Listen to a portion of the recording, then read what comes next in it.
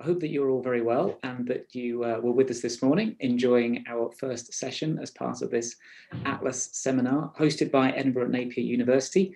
And I should say we are in conjunction with the Edinburgh Napier Events Society as well.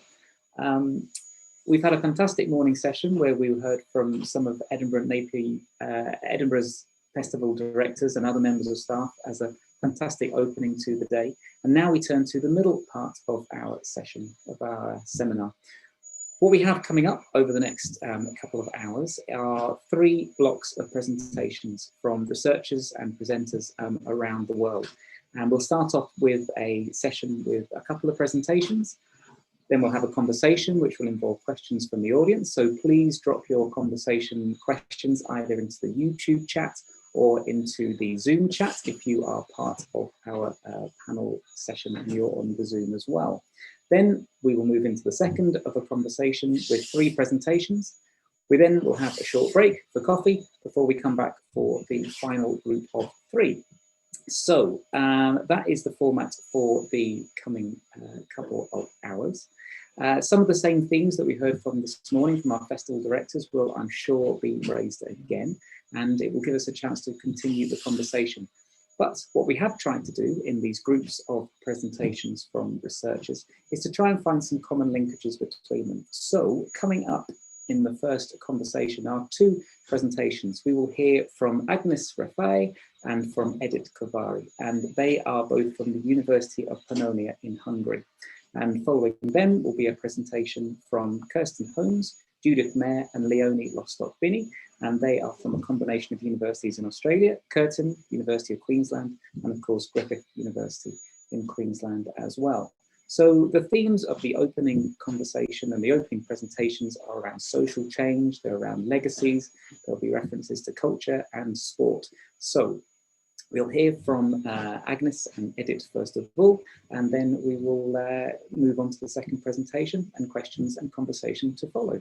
So at that point, Agnes, I believe you are online and we will switch over to you. Thank you very much.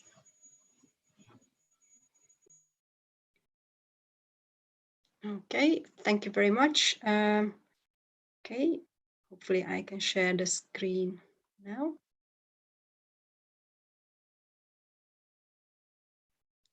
Okay, could I ask for a little bit of feedback to say that it actually shows?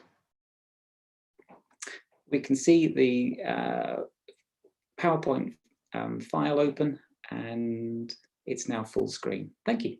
Excellent. Okay, thank you very much for the opportunity to present a little bit of our research on social change that festivals can bring in an ECOC city. And we're focusing on the willingness of volunteering or willingness to volunteer from the point of view of youth and also emotional intelligence.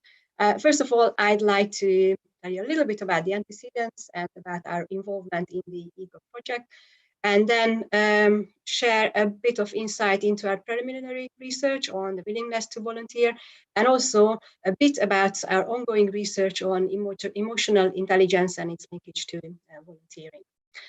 So first of all, why are we doing this with Edit, with my colleague? Because we have been heavily involved in the bidding phase as well of Veszprém, trying to win the European Capital of Culture title for 2023. You can see Edit in the middle of the picture sitting, and on her left, that's me. So we were part of the presentation team for the first round of the bidding process, and we are still involved in the project. Well, this is the other important moment in the history of this presentation as well. On the 14th of December 2018, it was announced that Veszprém will be the European Capital of Culture in Hungary in the year 2023. And it was a major achievement because we are tiny compared to the other 2 cities that were in the second round of the competition amongst the Hungarian ones. We are focusing on youth because we believe that they play a key role in making events successful from 2 points of view, both as participants as well as volunteers. You can see 2 references to how youth can be involved as volunteers in events. The European Capital of Culture project has already set up the framework for volunteers, and they have gained the name SHINE. You can see a picture of them, most of them young people who have already started their careers as volunteers in the ECOC project. And the university, our university, has also set up a framework for volunteers from the university for the students primarily, called Cool Launch. In Hungarian, it sounds very much like the tiny insect that we have the drawing of in the picture. While Veszprém was still in the bidding phase, Edith and I conducted a little research amongst the Hungarian and the international students as well, to determine whether the students would actually be willing to volunteer in the programs of the European Capital of Culture. We have conducted a questionnaire survey as well, and we did focus group interviews with both Hungarian and international participants. So that was before we actually knew that we are going to be the European Capital of Culture. And we have an ongoing longitudinal research, because we find that the involvement of the university is very important in the cities who have won this prestigious title. Our faculty of Business and Economics, has actually established European Capital of Culture Research Group. Surprisingly, both Edith and I are core members of this group. And we have established the parameters of a longitudinal research in the preparation years.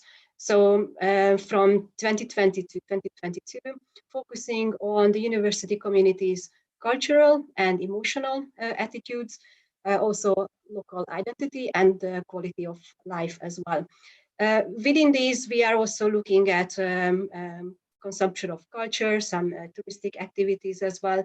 So we are trying to do it as a complex research, and we are trying to find the same respondents year by year, both from the university lecturers' point of view and also from the students' point of view. Well, whether it will work or not, we will see, but we have certainly done the first phase of the research. Today, I would like to focus on little bits of the findings from the two research. From the first one, defining the willingness to volunteer, and from this ongoing research, I would like to highlight some of the findings about the emotional intelligence, and also a little bit about the willingness to volunteer. From the preliminary research, we have found that a bit more than half of the Hungarian students and 75% of the international students would be very happy to volunteer at the various programs during the ECOC year, while actually during the whole ECOC project, because obviously there are events in the running up years as well. The four most popular topics in which they would like to be involved in as volunteers are pop music festivals, sporting events, children's programs, and arts events or arts festivals. This could actually be a little postcard of Veszprém, where our university is located, because these are some of the flagship events and flagship or hallmarks of the city. We have also tried to investigate why the international students and the Hungarian students want to volunteer, or what are the factors that hinder them from trying to be volunteers or becoming volunteers. From the international point of view, we have found that they want to be volunteers because they want to feel as useful members of the community, because they are at the moment still in the minority amongst the university students, so they think that this is a good opportunity. They have more free time to do that. And usually they come from countries where there's a more established practice of volunteering. It's a shame, I have to admit, that in Hungary it does not have long traditions yet. What may actually deter them from becoming volunteers is that they don't speak good enough Hungarian. It's an impossible language, so you can't blame them for that. And sometimes they still perceive that they are seen as foreigners in the city, so they may not want to become or be in the front line in the events. In the case of Hungarian students, they also want to be useful members of the community, and this is why they would prefer to volunteer. But those who don't want to volunteer in events blame it on lack of time, different duties, family and work duties. and also on the fact that their permanent residencies as Sper, not in Veszprém. I would call these excuses rather than hindering factors, but that's just my personal opinion. Moving on to the ongoing research, we have conducted a questionnaire survey amongst the university communities, so not just students, but lecturers, researchers, and non-teaching staff were involved as well. It's a very complex questionnaire looking at all those issues that I have mentioned in the beginning, the emotional rates, quality of life issues, etc. So it's a long questionnaire. The whole sample that we could use for this presentation as well includes 542 respondents. However, we only have 196 questionnaires that were fully filled in. I mean, it took about 20 minutes to fill in. So, well, it shows in the results as well. More than 55% of the respondents were the students. One of the questions also referred to their willingness to volunteer in the ECOG programs. And unfortunately, the result here shows that only 27.5% of them would like to be volunteers in the ECOG programs. I have to admit that this is only the response from the Hungarian students, because when we started this research, we faced the COVID crisis, and then our priorities shifted to learning new technologies rather than translating the questionnaire into English. So we don't have the international students' responses here yet. So what you will see from now on is only the Hungarian audience's responses. An important part of this complex questionnaire was the assessment of the emotional intelligence level of the respondents.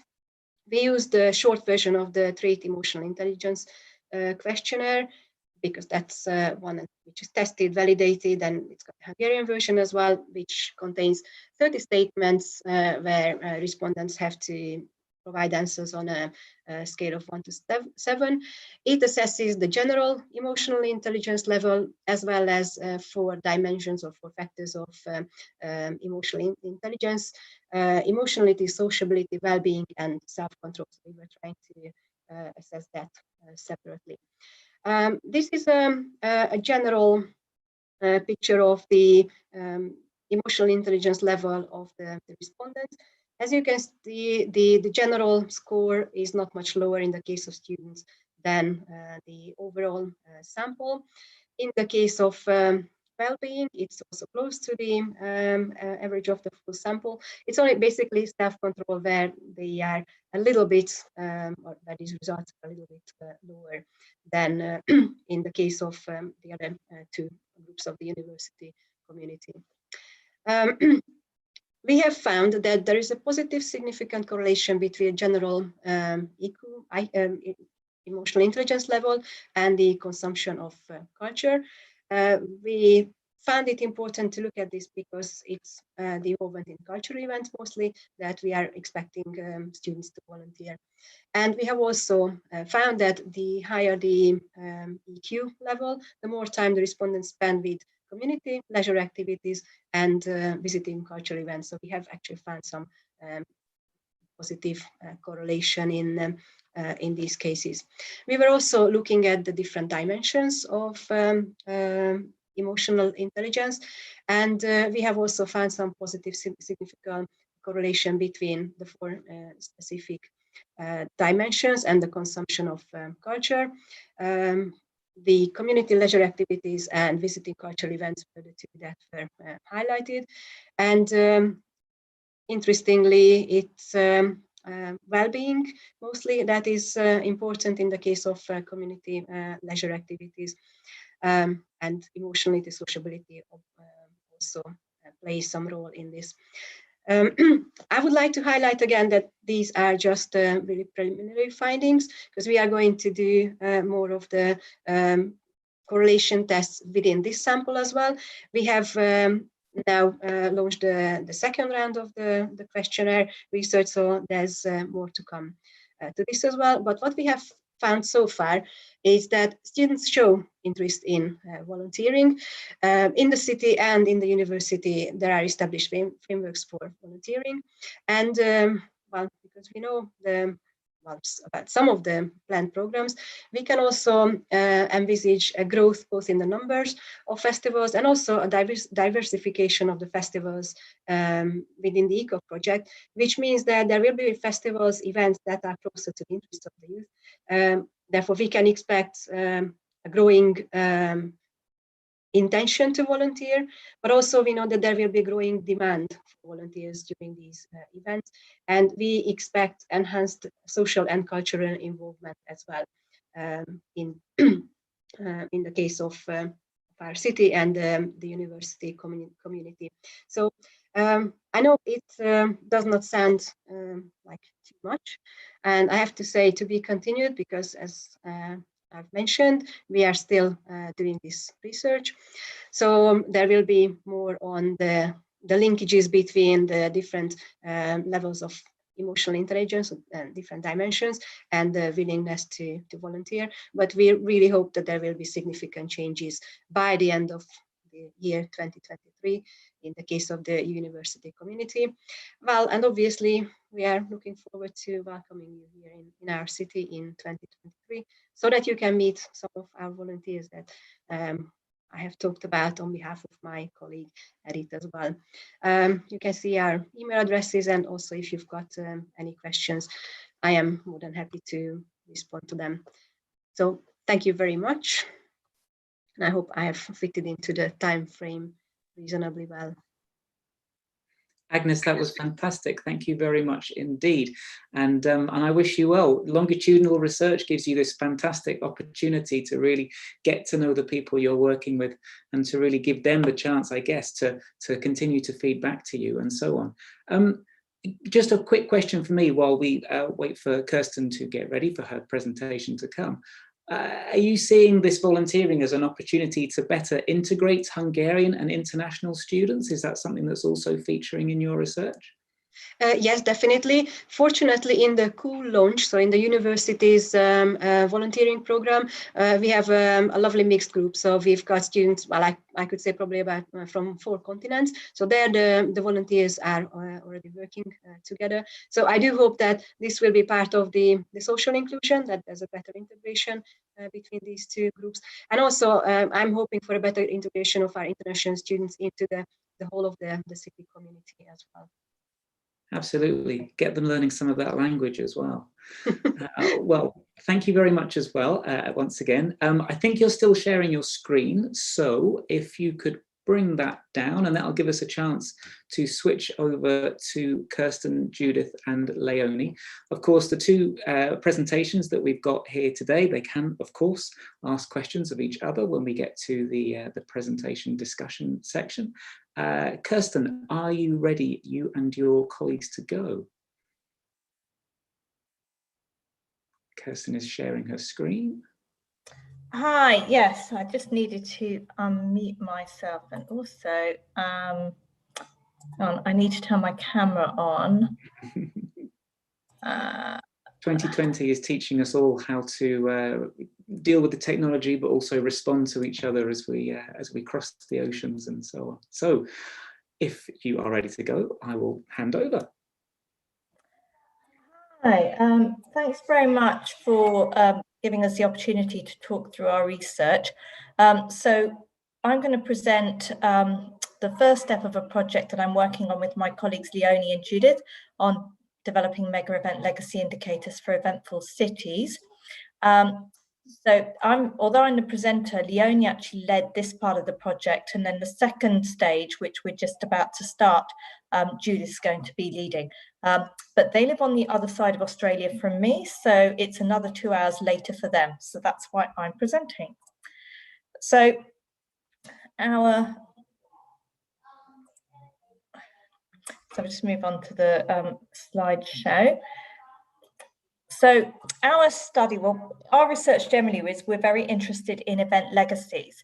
And we're particularly interested in the idea of how a mega event creates legacies and creates a kind of, as Richard calls it, an eventful city. And so I'm very interested to hear what Greg thinks about the presentation, because it sort of forms around his whole concept of eventfulness. So we hear a lot of the rhetoric around the benefits of hosting Olympic Games, Commonwealth Games, other mega events. And our research has found sort of mixed evidence for that. A lot of it's rhetoric, a lot of it's planned and doesn't eventuate, and very little is actually assessed. So what we wanted to look at was how can we develop a set of indicators for identifying how far a city has become an events city, an events destination as a result of hosting a mega event. So what we've done is a two-stage method for this stage of the project was conduct a very substantial secondary review of all the data that's provided on eventfulness. We used a number of different, we looked at a number of different sources. We looked at academic research, policy documents, media reports. We focused particularly on the hosting of the 2018 Commonwealth Games in the Gold Coast, which is where my colleagues in Queensland come in because they were highly involved. Griffith University has done a lot of projects with the Commonwealth Games as part of a partnership. So in this overview of secondary data, we found 78 documents which have been published over quite a lengthy period. And we used that to develop an initial template of some draft indicators, which I'm showing you here. So these were the kinds of indicators that emerged from the literature and from policy documents and media, which showed how you might assess whether a city has become eventful. So things like how many other events are you hosting? What kinds of events are they? Are the venues being reused? How are you attracting your tourists into the destination? Do you have policies within the destination? Do you have support from government? Do you have strategies? How many people are working in the sector? How is the host destination ranked in terms of international rankings? Has it won any awards? What kind of training programs are available? We've just heard about students and volunteering. So how many students have you got studying event management courses? How many people are volunteering? What kind of community support is there? And what is there in terms of an events industry within that destination? So we followed up this first stage of developing the draft indicators with a Delphi study. And we used that to refine the indicators and also see if there was anything we'd missed, or the literature had missed, which our Delphi panel could add to. We use the Delphi technique because it's sort of very helpful, as noted here by Gupta and Clark, in achieving consensus among experts. You can't interact, it's for people who can't interact face to face. So in a COVID world, it's a very effective method to use.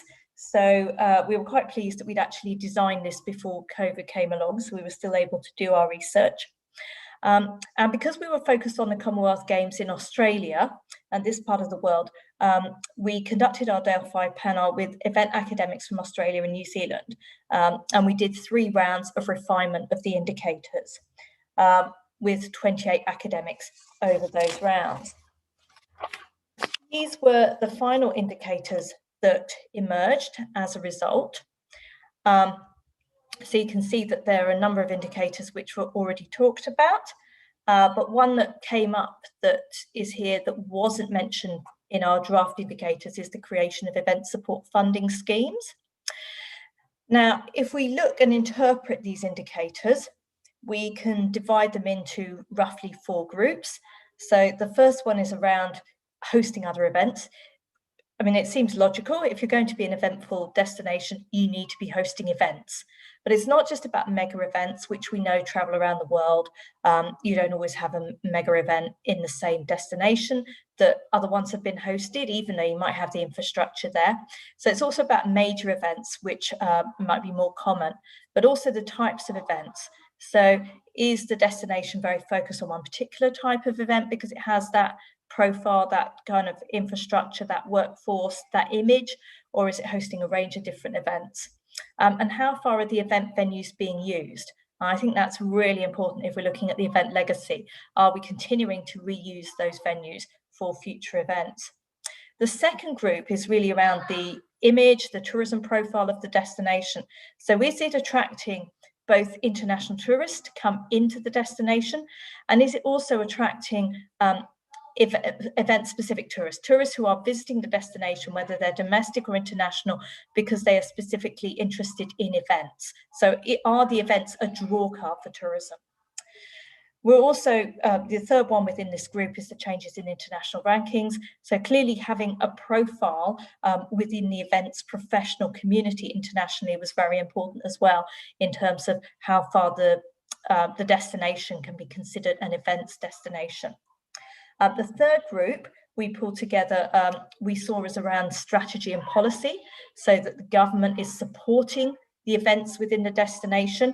We know how important government support is in terms of the legislation, the infrastructure, and clearly having a strategy or policy, but also having funding schemes which support events. Provide that kind of seed funding, helping with bidding for events, those kinds of support services. And then the fourth group, which harks very much back to the previous presentation, is around, how far is their employment? How far have people learned new skills during the mega event that was run that have now continued on? So it's about the number of people employed, the number of people who are employed by the organising committee, who are now working in the local events sector. And we're seeing some knowledge transfer there from the event itself, the mega event itself, through to the other events, and also the volunteering rate. Now, the one that we thought was interesting that was excluded, it was rated lowest by event academics, was about the number of courses and the number of students studying events. And we thought that was really interesting, that wasn't considered an important indicator, but not only that, the people actually teaching these programs weren't rating it particularly highly as an indicator as well. So I'm not sure, obviously we can draw some conclusions from that, but I think that was a very interesting discovery. So having developed this series of indicators, and I should have added that one of our key criteria for the indicators is that they can be assessed quantitatively, so that they can be assessed retrospectively, looking at the event, and that they can therefore be measured and tracked over time, and they can be assessed using existing data, looking at secondary data within the destination, so you don't have to rely on being able to interview, for example, the people who were working at the event, and it might not be possible to track them down sometime afterwards. So a set of indicators needs to be usable. So our next step is to actually refine these indicators. We've been awarded a IOC Advanced Research Grant to refine them globally and to extend the Delphi approach to include government and industry informants, which I think is really important. And we're going to be testing the indicators by examining the Summer and Winter Olympic Games from 1988 to 2000. So we will be we'll refine them first up by extending the Delphi study, and then we will test them with a series of case studies to look at their usability, but also to track how those cities have become eventful over time or not, depending on what we find, and what might be, what are some of the key factors in that trajectory that they have gone through since hosting the event. So we're very excited about being able to do that. And we're also excited that it is, again, a COVID feasible project that we're doing. Here's our details if you have any more thoughts. And if you're interested in participating in the Delphi study for this final stage, then you'd be very welcome to. So thank you very much. That's fantastic, Kirsten. Thank you very much. And of course, it being a Delphi study links in with the Olympics and the Greek home of the everything. So that's all fantastic. I'm interested myself in that you're going quite a long way back to the 1980s, the 1990s. Is your belief that it's going to take that kind of time span to see whether or not a city has been able to capitalize on its opportunity as a mega event host? Well, I think one of the challenges with legacy study is we don't really know a lot about how long they take to eventuate. So looking at a series, and if we look at the, I won't name them all, but if we look at the host cities, some of them, Sydney's the last one in 2000, and Sydney's obviously very well known for hosting a whole range of really exciting events, whereas some of the other ones would be much more, they wouldn't have that world reputation for doing so. So I think having a mix there is really helpful, but it may be that they've developed a real niche, and that they're hosting a particular types of events, particular types of sporting events, especially for the Winter Olympics, where they might be more focused on a particular type of market. So yes, I think we do need to track legacies over time. And the more that we track them over time, the better understanding we will have of the timeframes involved in being able to realise a legacy. That's fantastic. Here in the UK, it's now 8 years since London hosted the Olympics and Glasgow had its Commonwealth Games in 2014. And there's been debate and discussion ever since as to what the legacy is going to be of these different events. In London, we've had a swing from political power from Conservative to Labour at a local level in London. And so I think that has kind of opened up a whole load of information and voiced opinions that maybe would have been retained while the the host governance structure was still in place, so to speak. So yes, there's a period of time can unveil new levels of data and information. That's fantastic.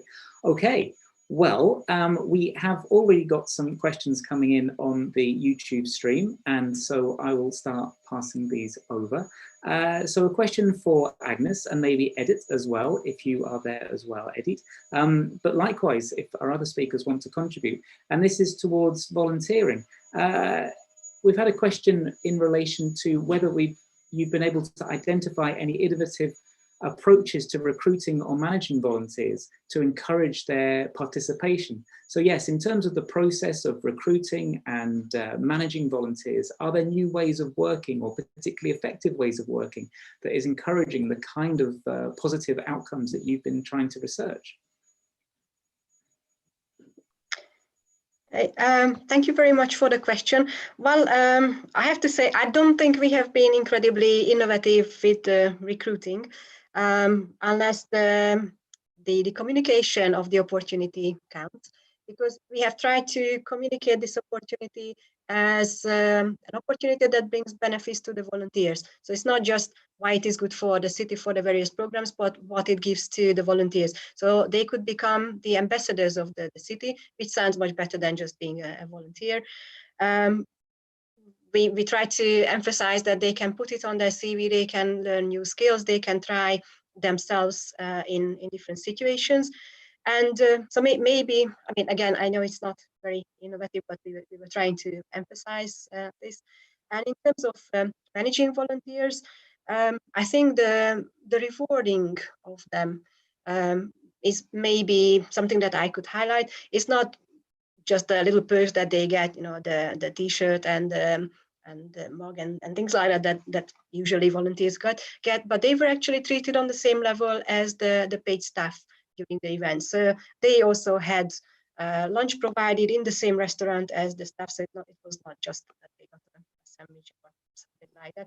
So they actually were appreciated. I know it's not incredible, but it seemed to work so far. There were only 2 events where we could try them because we were not allowed to host events either in Veszprém. So this is only experience from 2 events. I see. Kirsten, is this something you want to speak to as well, in the sense that volunteering is playing a part in your research as well? Well, I can comment on it because actually my area of research specialisation is volunteering. I've done a lot of work on both event volunteering and university student volunteering. And I mean, I would think, given the types of events that Agnes has described, which sound really exciting, and exactly the kinds of events that students typically would like to get involved in, I think there's probably a lot of intrinsic motivation there. I just wondered, and it's partly because I just finished proofreading one of our papers on student volunteering, whether there was whether you provided any kind of course credit, for example, or when we're talking about recognition, that kind of a lot of our universities in Australia provide sort of secondary transcripts where volunteering hours are recorded as a kind of community contribution. And I just wondered whether there was anything around that you were providing as an additional form of recognition. Yeah, thank you very much, Kirsten, for the question. Yes, in the case of the volunteers within the Cool Launch framework, they sometimes just get extra points within one module, but also we have included a module for volunteering it's an optional module called volunteering into any of the curricula. So it's not just for the tourism students, not just for the students of the Faculty of Business and Economics, but for the whole of the university. So they can get credits for that, and they can earn extra points in some of the modules as well. So yes, there's incentives like that as well. I wonder if that sort of starts to diminish the intrinsic interest that people might have in volunteering, or I think there's always going to be a bit of an overlap between intrinsic and instrumental reasons for volunteering. But fantastic, I guess, Agnes, that both of your sample groups, your cohorts, were interested in contributing to the community in that way.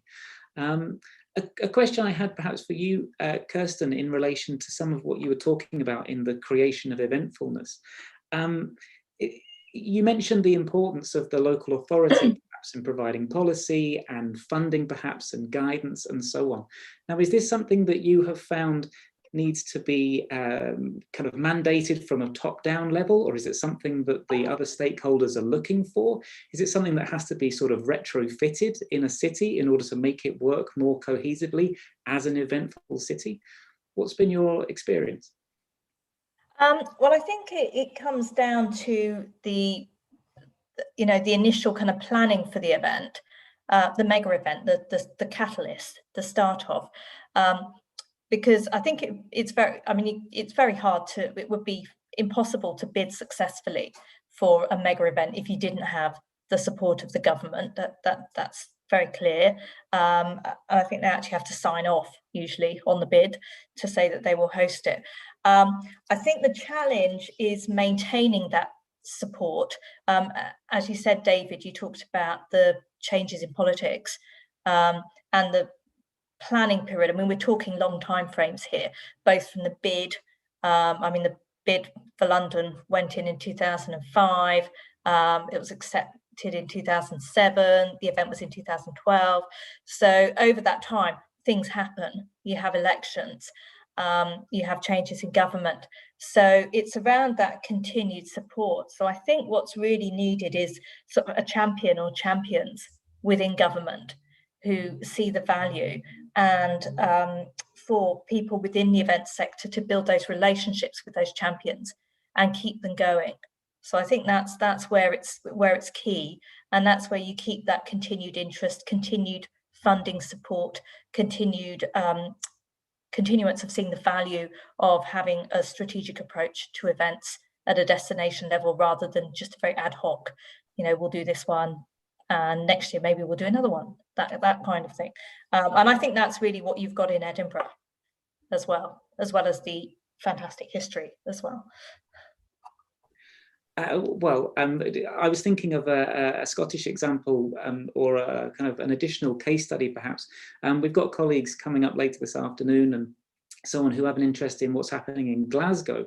Now, an event that was recently hosted in the city of Glasgow under the European Championships banner was where various different sporting bodies had their European Championships in the same city at the same time, but it was not presented as a kind of monolithic, here is the Olympic Games. It was independent sporting organizations who, with sufficient planning and time, had been coordinated into one sort of overlapping, shall we say, experience.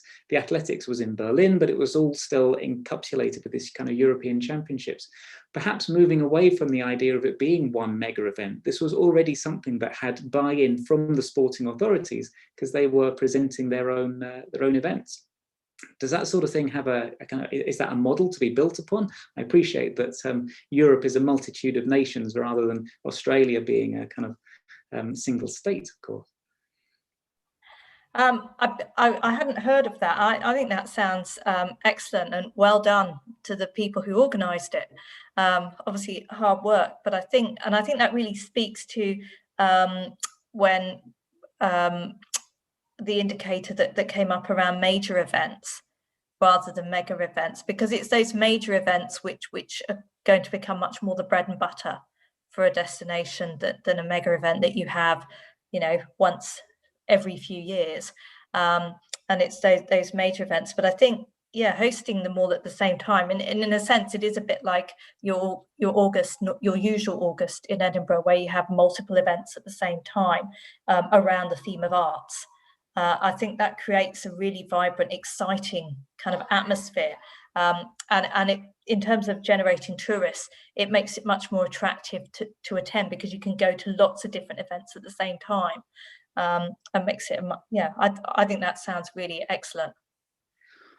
Well, maybe we could continue this theme of your events linking to the local community, and maybe you could both comment on the ways in which the events that you are researching have connected to the community. Agnes, your community there is partly those who are contributing to the volunteer workforce, I presume, but also a European Capital of Culture project is partly built on it being for the community, of the community a lot of the time. Is that what you've been experiencing? Is that the nature of this particular example of the Capital of Culture project? Yes, fortunately it is. I mean, even in the preparation phase, they try to, the team that was behind it tried to address as wide an audience as possible. So obviously it was not just the cultural organizations, but also something like the organization, the unit that looks after families, deprived families and things like that, because they realize that that's also, they are also one of the communities that have to be addressed.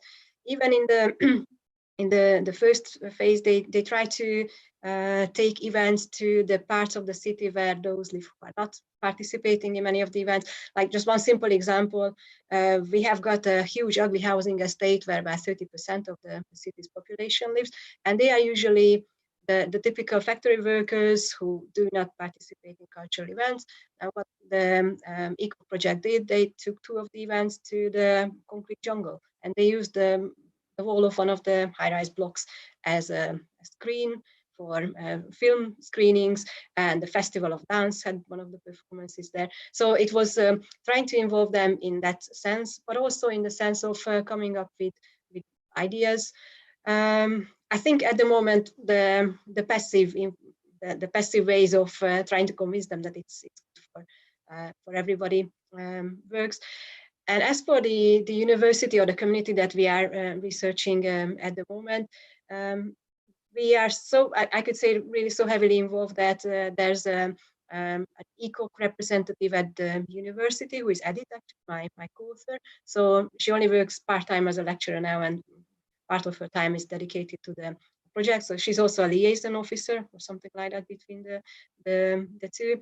Every faculty has also got a nominated person who collects the ideas from the colleagues and the students, and directs them to the ECOC project team. So I don't know whether I have answered your question, sorry, because maybe I was going too far with that, but so we're trying to involve the community in many ways.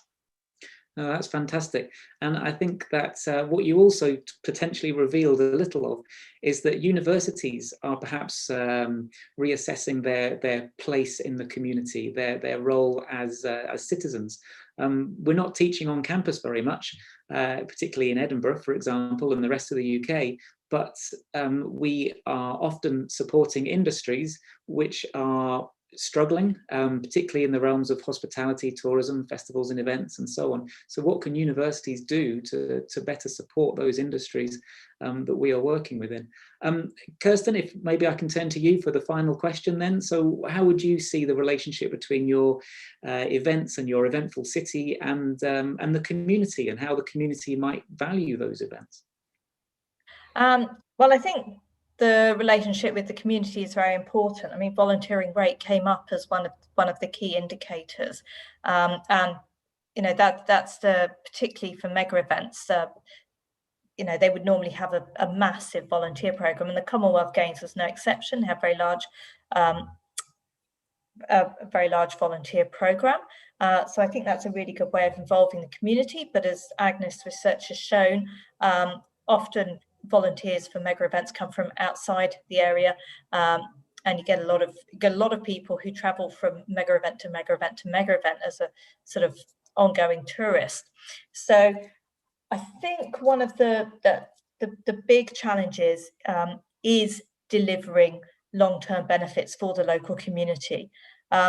One of the things that I find, particularly with mega events that take place in Western capitalist countries, is the enormous cost borne by the local community through their taxes. They're really paying for it. I mean, a lot is said about Olympic sponsors, but if you look at the cost of the London Olympics, it was about 9 billion, and probably about 1 billion of that came from sponsorship, and the rest came from public money. So most of that is coming from taxpayers. So I think it is very important, and this is why legacy is so important in terms of providing ongoing employment, providing a wonderful place for people to live, to attend the event as residents, but also engaging with them as volunteers. I mean, one of the things that I'm interested that when Agnes has been talking about all the benefits of volunteering, which are many, but one of the things that I'm not sure if I missed it, didn't come up, was fun. And a lot of time people talk about wanting to volunteer, especially at these kinds of events, because it's fun, because, you know, they get to volunteer with their friends, with their colleagues, doing some really exciting things. It's hard work, but there's kind of adrenaline racing while they're doing it. So so I think that a successful legacy would involve good engagement with the local community on a number of levels, but particularly ensuring there are longer term benefits for the local community. Okay. Well, on that positive, optimistic note, I think we will bring this first of our presentation conversations to a close. I can't thank you enough, both of our presenters and your co-authors. I hope that you will be with us for the rest of the day yourselves and can contribute as much as you can, Kirsten, until, you know, obviously the hour gets to a certain lateness. But of course, this session will be available on YouTube, on the Atlas channel, and at this point I will hand over to my colleague Jane to take us into the next conversation. Jane, are you there? I am here, yes. So yeah, thank you to our presenters, to Kirsten and to Edith. So what we're going to do now is we're going to go into the second session. And we've actually got two live presenters. Hopefully we've got two live presenters with us here now. And then we've also got one pre-recorded session as well. So our first speaker should be Michael Luktan. Is Michael with us? Yes, I'm here. Can you hear me? Right, okay, thank you, Michael. So, Michael, what we'll do is, as we've done previously, we will hand over to you, and then if you need to share your screen, obviously, you can do that, okay? So, just a bit of background to Michael then.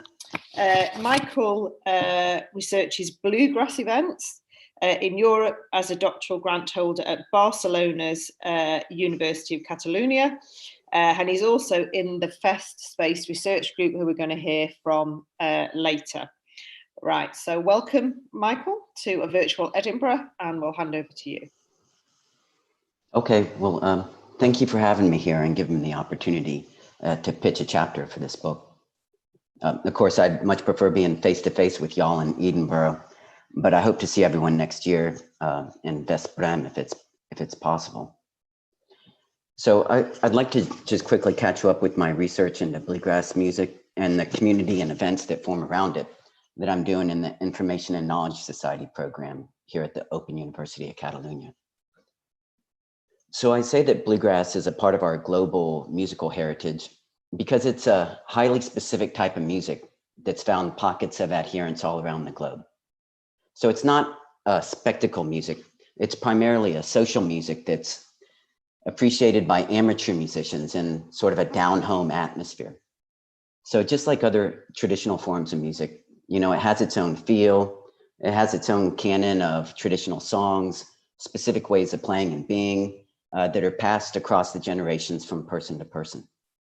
And so even though musicians these days have tried to adapt to this virtual world that we live in with these Zoom meetings and such, there's still an aspect of the music that is learned through the process of doing and through the process of doing it with someone who already knows how to do it in person. You know, so bluegrass communities in Barcelona and in many other places in Europe, they produce events like regular musical jams and multi-day instructional camps and festivals in order to cultivate the local pool of knowledge and to provide opportunities for local musicians to experience the bluegrass, the music, the knowledge together. These events are necessary because in order to produce bluegrass, you know, one must understand a way of knowing that's tacit, it's implicit, it's embodied, it's entrained. And furthermore, you know, it's circulated in the co-presence of others during the experience of an event. So for the chapter that I would hope to write for this book, I would like to expand upon a theoretical concept, the theoretical concept of the locus, which is a term I first became acquainted with in my work with the FestSpace Barcelona research group. So as some of you might know, we're examining how the production of events affect the urban life of public spaces. So the architect Norberger Schultz, with his phenomenology of architecture, he incorporates ideas of collective memory to discuss how knowledge sort of springs from a place to produce the genius loci. So that's a Latin term that was used by Romans to describe the spirit of a place. The Italian theorist Aldo Rossi also made heavy use of the term locus in his book, Architecture of the City, to describe that sort of special field that a city can have. You know, we talk about it all the time in tourism when we try to express the particular draw, the je ne sais quoi that a tourist destination can hold. So while those guys were architects, of course, they put a primary focus on the built environment. But I'm interested in trying to see a way that the locus can be untied from a place and focusing on the intangible temporal nature of an event. So in the field of event studies, we can see how something like the locus exists, for example, in the liminal space of an event with the Burning Man Festival. If you haven't heard of this before, what happens in the Burning Man Festival is there's a dried up seabed in the middle of Nevada that was chosen as an event location. It provides sort of like a tabula rasa, a blank slate where Black Rock City emerges from the desert. And for 9 days, it serves as a temporary home to 80,000 residents. So I think with this example, you can see how much of a genus loci can be carried in the collective memory and in the experience of participants who come to an event. There's something similar that happens at bluegrass events. And I'm looking at developing this concept of the locus to develop theory to explain the way that knowledge of bluegrass is community supported through the production of events. So of course, like all theoretical development, you know, this work needs to be done side by side with empirical research. Later on today, my colleague Esther Oliver Graciot will present some of the work that she has done with FestSpace Barcelona. And you'll be able to see some of the interesting work we're doing with maps, teaming up with geographers to create cartographies that, of course, this is 2020. So these maps are not just Cartesian coordinates of longitude and latitude, but they also account for additional variables such as time. So what I envision presenting for this chapter will be a mapping of all the bluegrass events in Europe for the last 10 years through time. And I'll use this mapping to visualize, to attempt to make tangible that intangible locus of bluegrass music. It's a mapping of a network of liminal spaces of the event network. So I agree with the sociologist Henny Yohn that Bruno Latour's concept of the actor network, it should move away from a focus on the actant and the action that's created, and instead move to an event network sort of idea to study not the action that happens, but the phenomenon and the event that transpires. So this mapping and the various types of variables that I will add will of course be informed by the qualitative data that I'm doing, interviews with members of bluegrass organizations here in Barcelona and other places in Europe.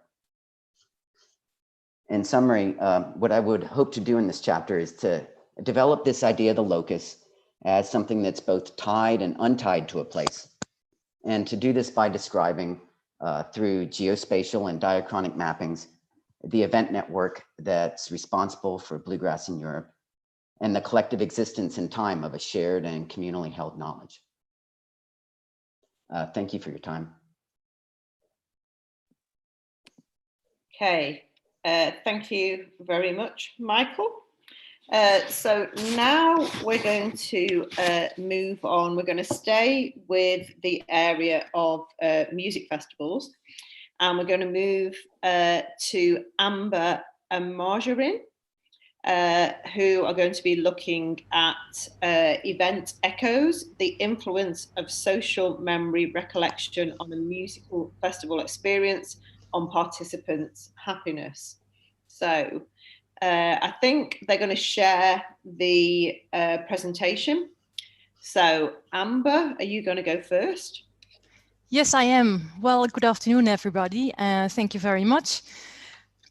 So yes, we have endeavored to research on event echoes, and actually I'm very happy that our previous speaker also talked about the liminoid zone, because you see there's a lot of research on event experiences and a lot of things of what's really happening in the field.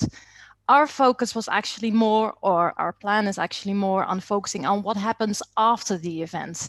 So our aim was to identify what the importance is of memory sharing, and then specifically collective memory sharing, and also to see how social sharing among participants influences their memory, and so their strength, but also the content of the actual memory.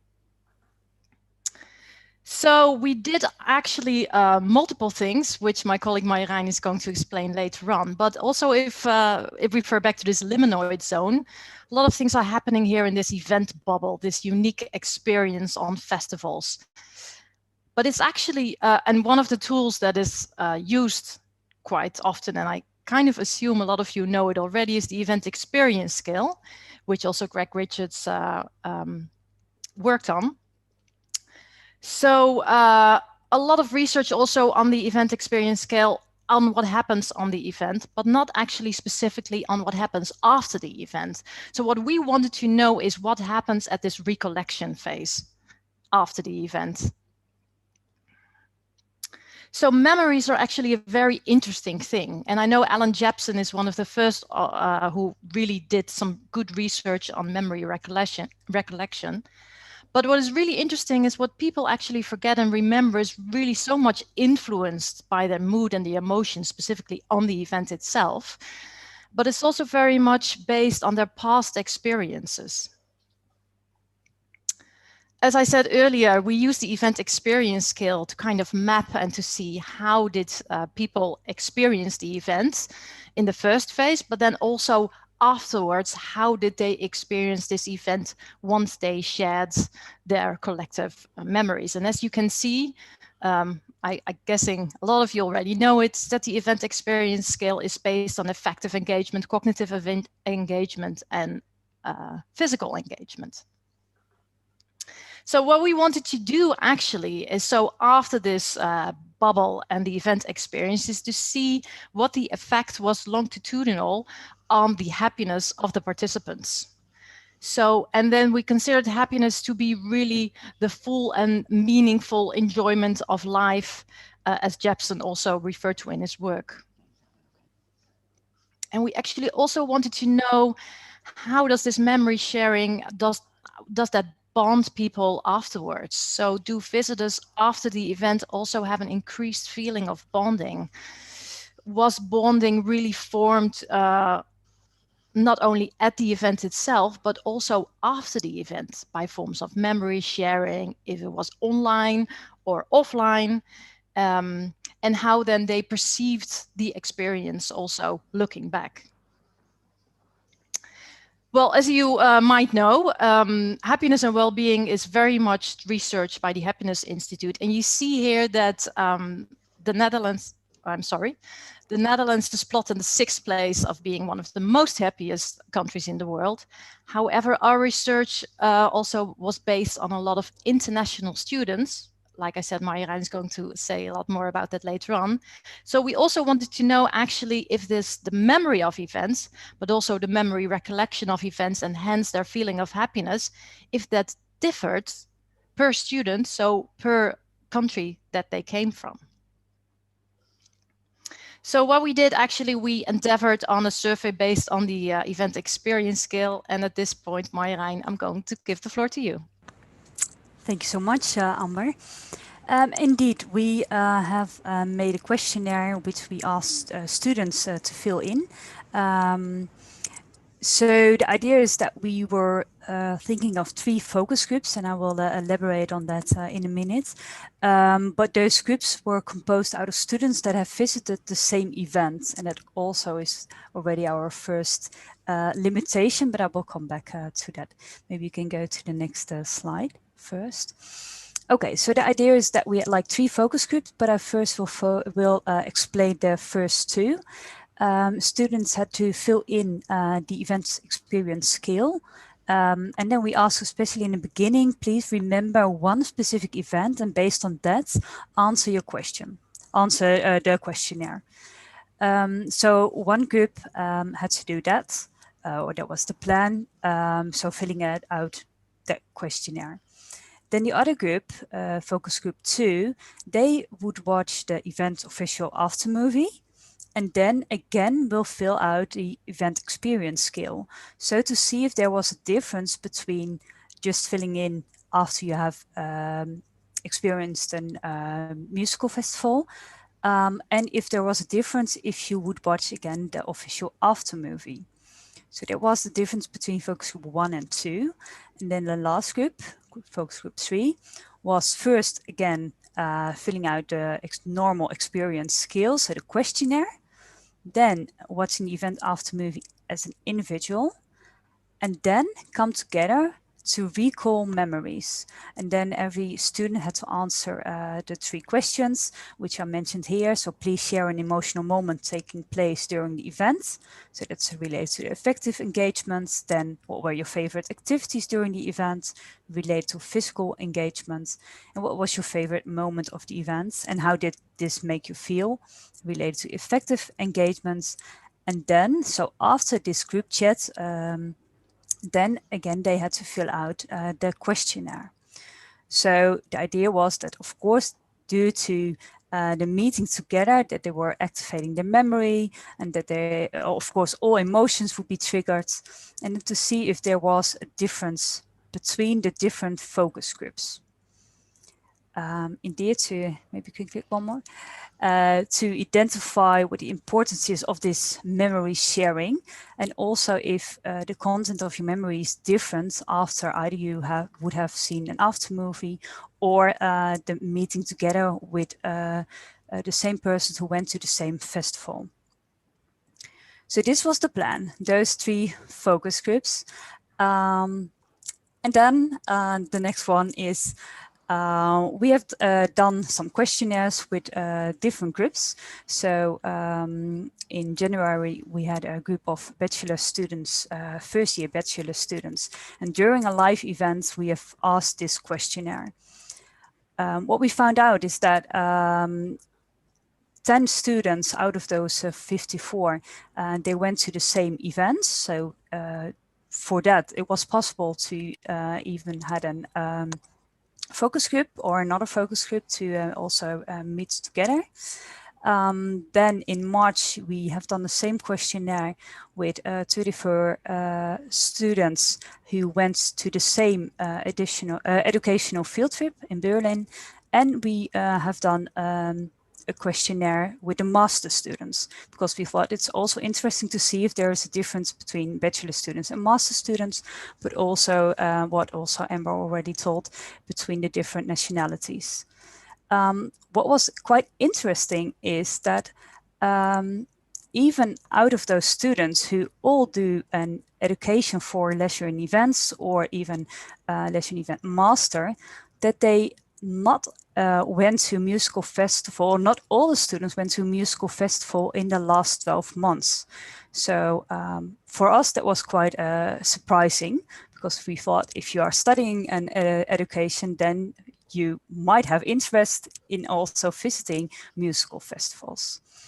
Then unfortunately, Corona hit, of course, also the Netherlands, and we were not able to do the focus groups and also the after movies, because what was already told or already mentioned with other colleagues, of course, the attention went into other points of our education.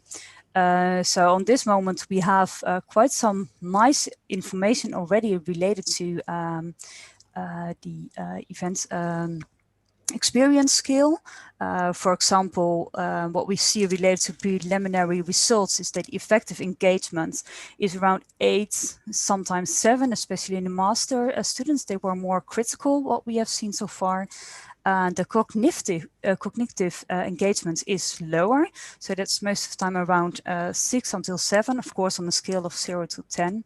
The physical is again high, as you can imagine with a musical festival. Most of the time there's lots of dancing.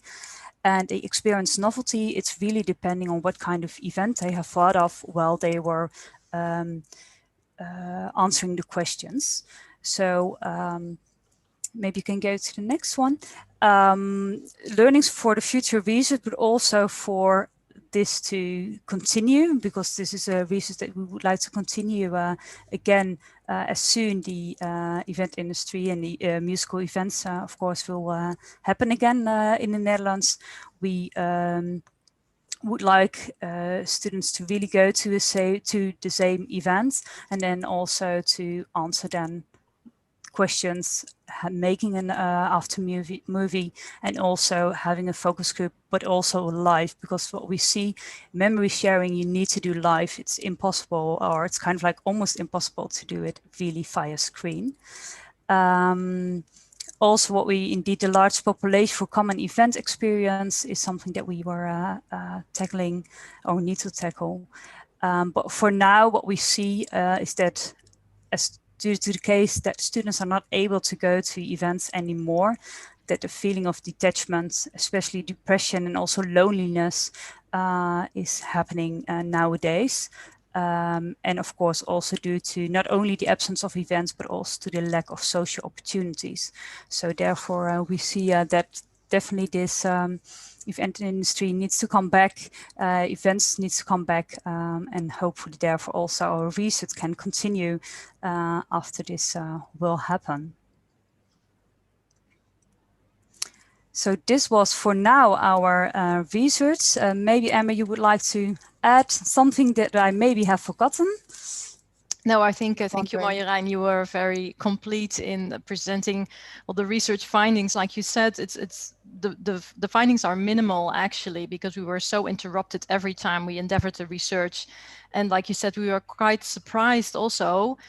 We were hoping that with our enormous, with the easiness of and the amount of students that we can access, that would have been really easy to find a large group, large population, have a lot of similarities and overlap in visiting the same event, but that was not the case. So out of 50 to 60 students, if only 10 of them visited the same event, it was kind of really difficult to continue on this research project. So we're actually hoping that we continue it next year and maybe present some more specific findings on whether or not this collective memory sharing really affects the memory in strength and in power or not. So we hope to be back next year. Indeed. Okay, thank you very much. So thanks for that really interesting presentation. So now, hopefully, we're going to move to, this is going to really test our technological skills. We're going to move to a pre-recorded presentation. So this is from a group of 3 academics. We've got Montira, Willem and Craig. And they are looking at the Songkran Festival, which I think is in Thailand, and looking at the transference of family values. So hopefully we can now go to the pre-recorded link.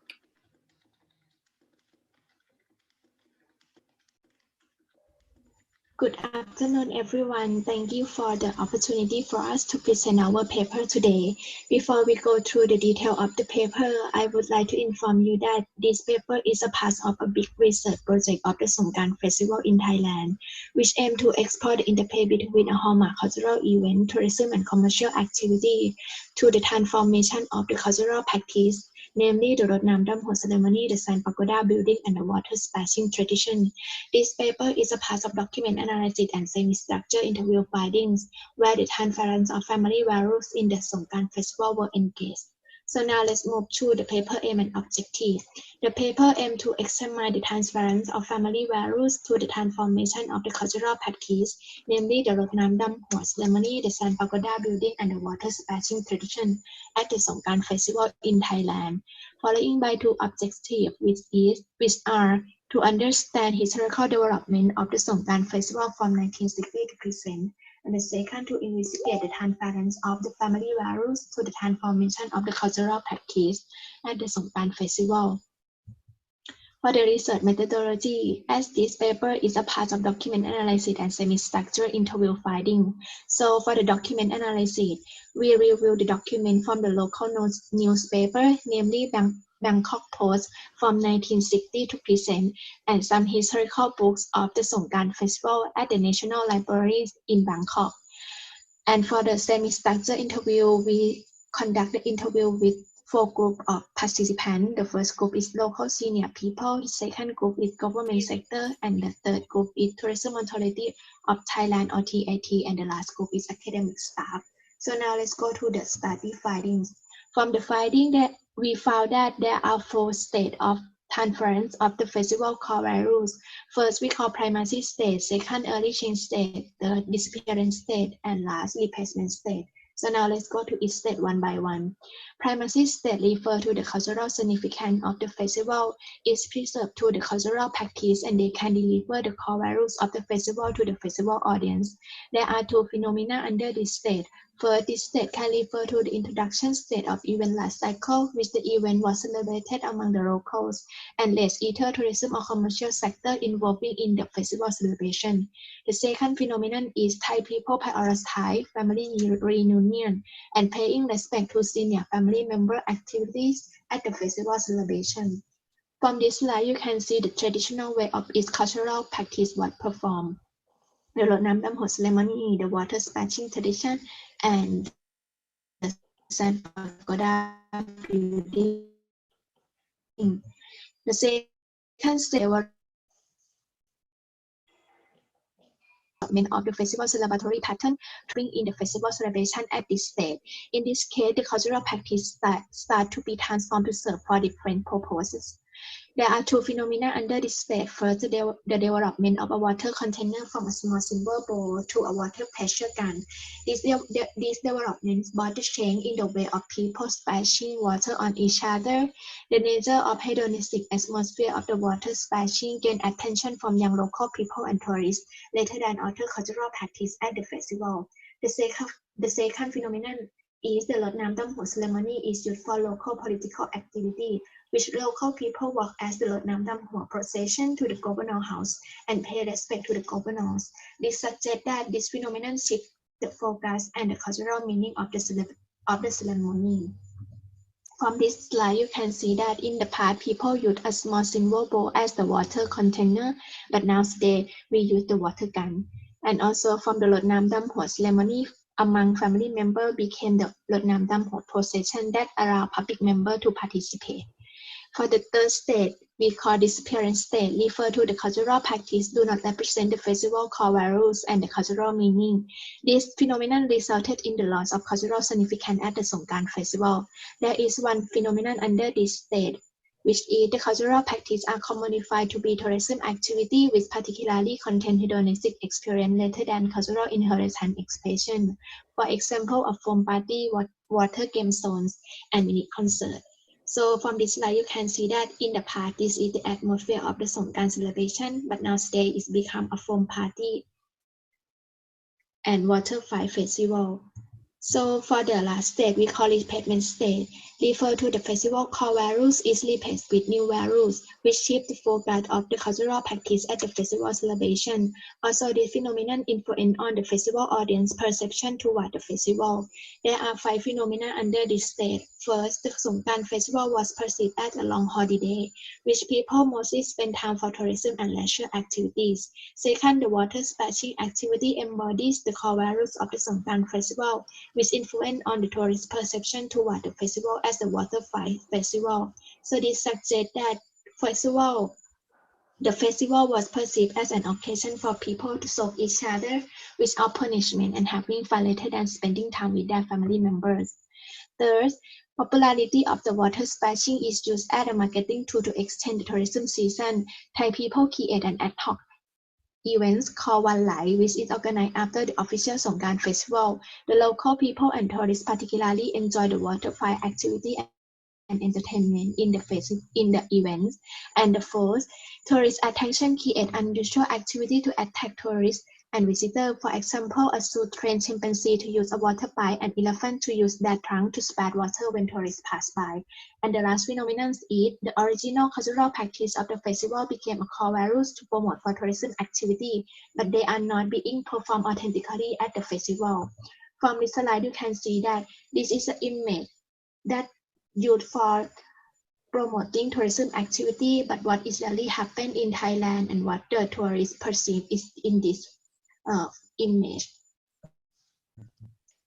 For the paper contribution and implication, the paper provides the understanding of the changes of a festival core values to the transformation of its cultural practice in the context of cultural events, also extend and acknowledge the knowledge of an event life cycle to its core values. Also, the result could be a guideline to develop the sustainable concept into practice to remain cultural significance of the cultural event in a whole destination. From the study finding, it is interesting to highlight that cultural element of a cultural festival is changed over time in relation to the way of life of local people and the development of tourism and economy in a whole destination. Therefore, to retain the identity of the festival and continue a long-term contribution from events and cultural tourism activity, the event stakeholders should have the understanding of the changes in the festival and creating event management strategy that would bring the effective outcomes in balancing the preservation of the cultural elements and the need for tourism activity. Thank you so much. Okay, so thank you very much to our colleagues from the University of Otago. So I don't know what time it is in New Zealand now, but I would imagine it's probably about 1 or 2 in the morning. So I think that's there's a last presentation in this session. And I think there's some really similar themes that have come through all 3 presentations, which also link back to what we were discussing this morning with the festivals here. So one of the key things is obviously how events create a sense of place and space within cities, particularly when we're thinking about bluegrass events happening in lots of different locations. The importance of events as experiences and how they create collective memories. And then also the cultural significance of festivals. And what we saw with the Songkran Festival is how we've had, the complete commodification of culture and the loss of authenticity of that festival, and how it becomes nothing more than a mere tourist attraction within the city. And I suppose that's what was really interesting this morning, where we were talking about with the Edinburgh festivals, how they're now planning to look at a more sustainable future for the festivals to avoid that Disneyfication within the city. So we have got a few questions, but first of all, I wanted to ask Michael if he could just elaborate a little bit on how you were actually going to do that mapping of the events, of the bluegrass events, and you talked about using event networks, and I just wondered if you could elaborate on what those networks are And are you just talking about the specific events or the sort of wider networks involved in producing those events?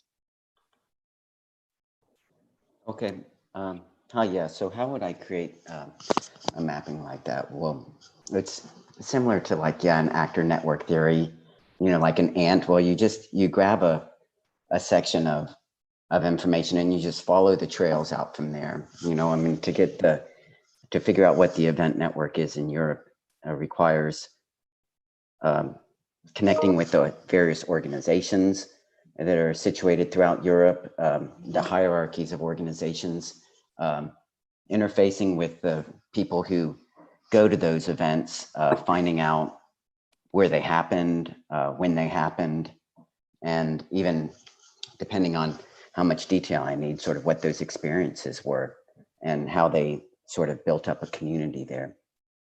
Yeah, okay. So you talk about this special feel that these events create in the cities. How can you measure that? No, I wouldn't say that I'm necessarily looking to measure it as much as to just describe it. And as a network, the special field that it creates, it's like Marjorie and her colleagues spoke about. It's sort of like the communitas that takes place in the liminal space, that the shared memories, that sort of thing that happens within the opening and closing of an event space. Okay, thank you. And then Marjorie, Michael's actually got a question for you that I can just convey here. So you talk about memory sharing, and the question is, does this need to happen live and not on the screen? I think you said it needs to happen live and can't happen on the screen. Can you expand on that? Yeah, we surely discussed, Emma and I, in the meantime, that Emma will answer this question first. I think that I have not mentioned it can't be or cannot happen, but I think we think it's better to have it happen as live, but Emma will expand on this. Yeah, maybe because there was also another question on saying, okay, what about hybrid events? What about the future of events, and how is it going to affect memory sharing and the experience of youngsters specifically? And I think at this point we are kind of at a crossroads in terms of society, but also in terms of event management and event studies, because at the one hand we see this new generation that is so used to being online, they're building their online networks. If we look at the community of cosplaying, for example, they are so used of making friends online, doing and having all their experiences online, that for them it really becomes natural. But on the other side, we have the let's say our regular students, specifically in the leisure and tourism and events sector, that are so used to physical being present together, sharing their experiences together. They do a lot of active things together, and we see at this point that they miss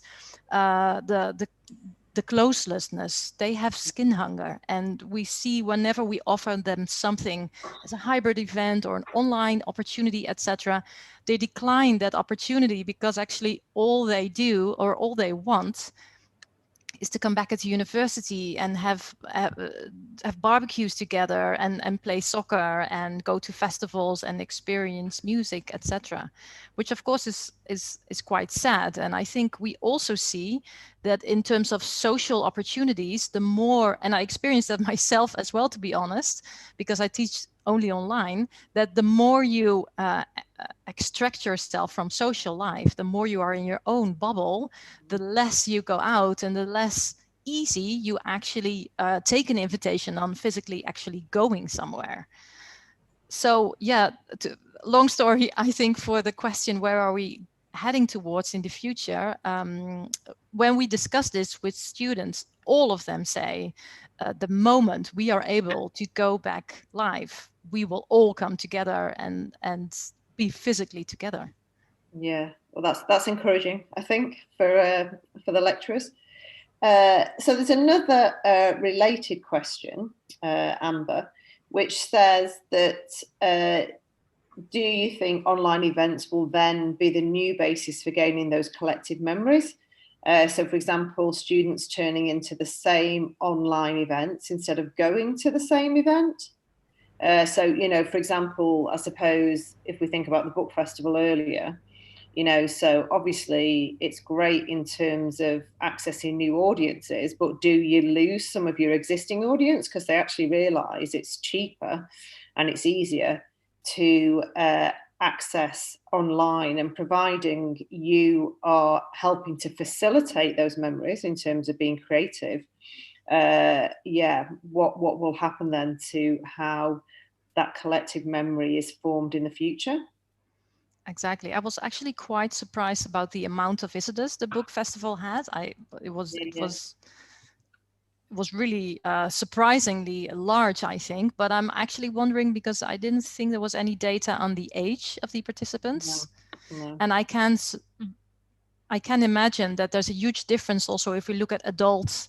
And what do we consider adults? Let's say 25 plus, or maybe 20 plus, that those participants are much easier going online and looking at these hybrid events and the hybrid opportunities much more than the young people. Our students are also around 20.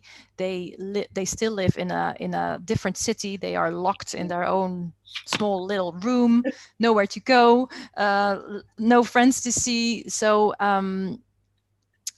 it is a challenging thing, and it could be that maybe we will be forced to pursue or to continue our research online and see if, or maybe we'll do both and see what the difference is between online collective memory sharing and physical collective memory sharing. That will be interesting. Yeah, I think another question I had was, I thought it was really interesting that you were trying to sort of measure happiness from going to events. But I wondered if you'd thought about repeating the research, maybe with the same sample, and asking them, had their happiness dropped because of the access of not being able to go to events? So if we're saying that going to events helps to create happiness, does not going to events have? I mean, and there's lots of, you know, anecdotes out there, isn't there, about well-being and stuff at the moment. But I don't know if anyone's done any sort of hard research on it in terms of, particularly with students. Yeah. I think if we will do this research, we know the answer. Yeah, sure. Already in advance, though it is still interesting to get the data as well. Because we really see that students are missing events, they're missing just being around with each other. And we also see that indeed the happiness is dropping down. So yeah, for sure we know the answer will come then, but it's definitely interesting to see to get the research and the data as well. Exactly. And to add to that, Marjolein, I think one of the challenging things that we're facing as well is that you always need a 0-point measurement, and then the actual event experience maybe, and then afterwards, and then the collective sharing, and then the feelings after the collective sharing. So we're talking about quite ambitious longitudinal research. So, and then if we were to measure if there is effect on the students' happiness and well-being at this moment, we would actually need to start right now. Yeah. Well, I mean, it could be longitudinal, couldn't it? I mean, we hope it won't, but it could be, you know, it could be at least 2 years before we see events in any sort of format that we had before. So thank you. I'll just go back to Michael because there's a few questions coming through. So Michael, somebody asked if you could just elaborate on the term social music. And what it said it was mentioned at the beginning of your presentation, and if you could just expand a bit on what you meant by that. Okay, great. Yeah, thank you for that question. I wish I had something maybe a little bit more of what you're looking for, but for me, I used that term sort of casually. In social music, it's a music that people get together and play socially. It's primarily driven by amateur musicians. And that it's not necessarily something that, I mean, people like to listen to it, but it's not primarily a stage show as much as it is a type of music that people come together and play with, that amateur musicians get together and make with each other socially. Yeah, okay, thank you. And then another question we had was, somebody asked, what about event workers? And I think this was maybe what I was alluding to as well. So which networks of work mobility and work materiality could be tracked when you're looking at sort of these events? I'm not sure I quite understand what you mean. So the type of workers, you mean like the type of people who come to these events, or the, well, I think it's asking about when you said you were going to be looking at the event networks and also how events unfold at various different destinations. Would you also be looking at the people that work within events? Because obviously they often create their own networks as well, because what we see, so it's particularly in music festivals, that people tend to go from the festival hop, don't they? They tend to go from festival to festival to festival and work across many different festivals. So that's a good way of tracking those networks, is through the people that actually work at the event. That's right. Well, I mean, that's a great idea to look at sort of the workers who go to the events. I guess there's a little bit more in bluegrass events, although, you know, there's hierarchies of really highly produced events, but a lot of them are a little bit more locally run. And yeah, I'm not sure if you're going to find like a lot of, say, food vendors that will go from event to event, but you will find instructors. Like a lot of the bluegrass events will be these camps where instrumental instructors will come and teach. And those people do visit from festival to festival across Europe and across the globe. And definitely those are the types of workers that I would look to trace in my network. Mm-hmm. Okay. So I don't think we've got any other questions coming through at the moment. So I would like to thank all of our presenters, even the ones that aren't present with us. So thank you to everybody. Some really good research happening there. So hopefully you can continue and develop those projects. And what we're going to do now is we're going to take a wee break, as we would say here in Scotland, and grab a cup of tea or coffee or glass of wine if it's the evening where you are. And we will come back, I think, in 15 minutes. So it's almost 1:35. So we will start again at 1:50. So thank you again to all our presenters so far in this session. And we will see you refreshed and revitalized at 1:50 for the final part of the presentations. Thank you.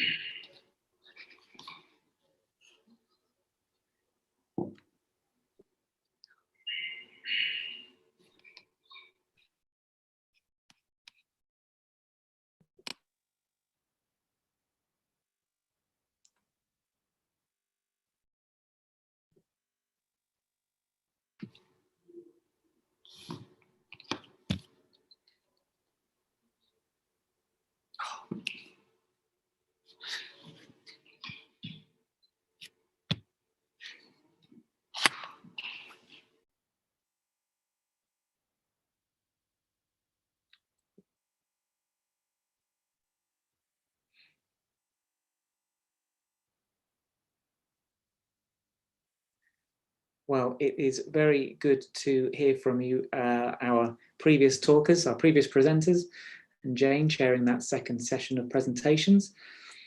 We now move into the final set of 3 presentations, which will take us through and through the late afternoon break. To give you a sense of the rest of the afternoon then, We've got presentations coming up on the themes of public spaces, the festival experience, and tourism destination image. We have speakers joining us from Catalonia, from Barcelona, of course, different presentations. And we also have presentations from representatives Greg and Brian from Tilburg and Hong Kong Polytechnic University.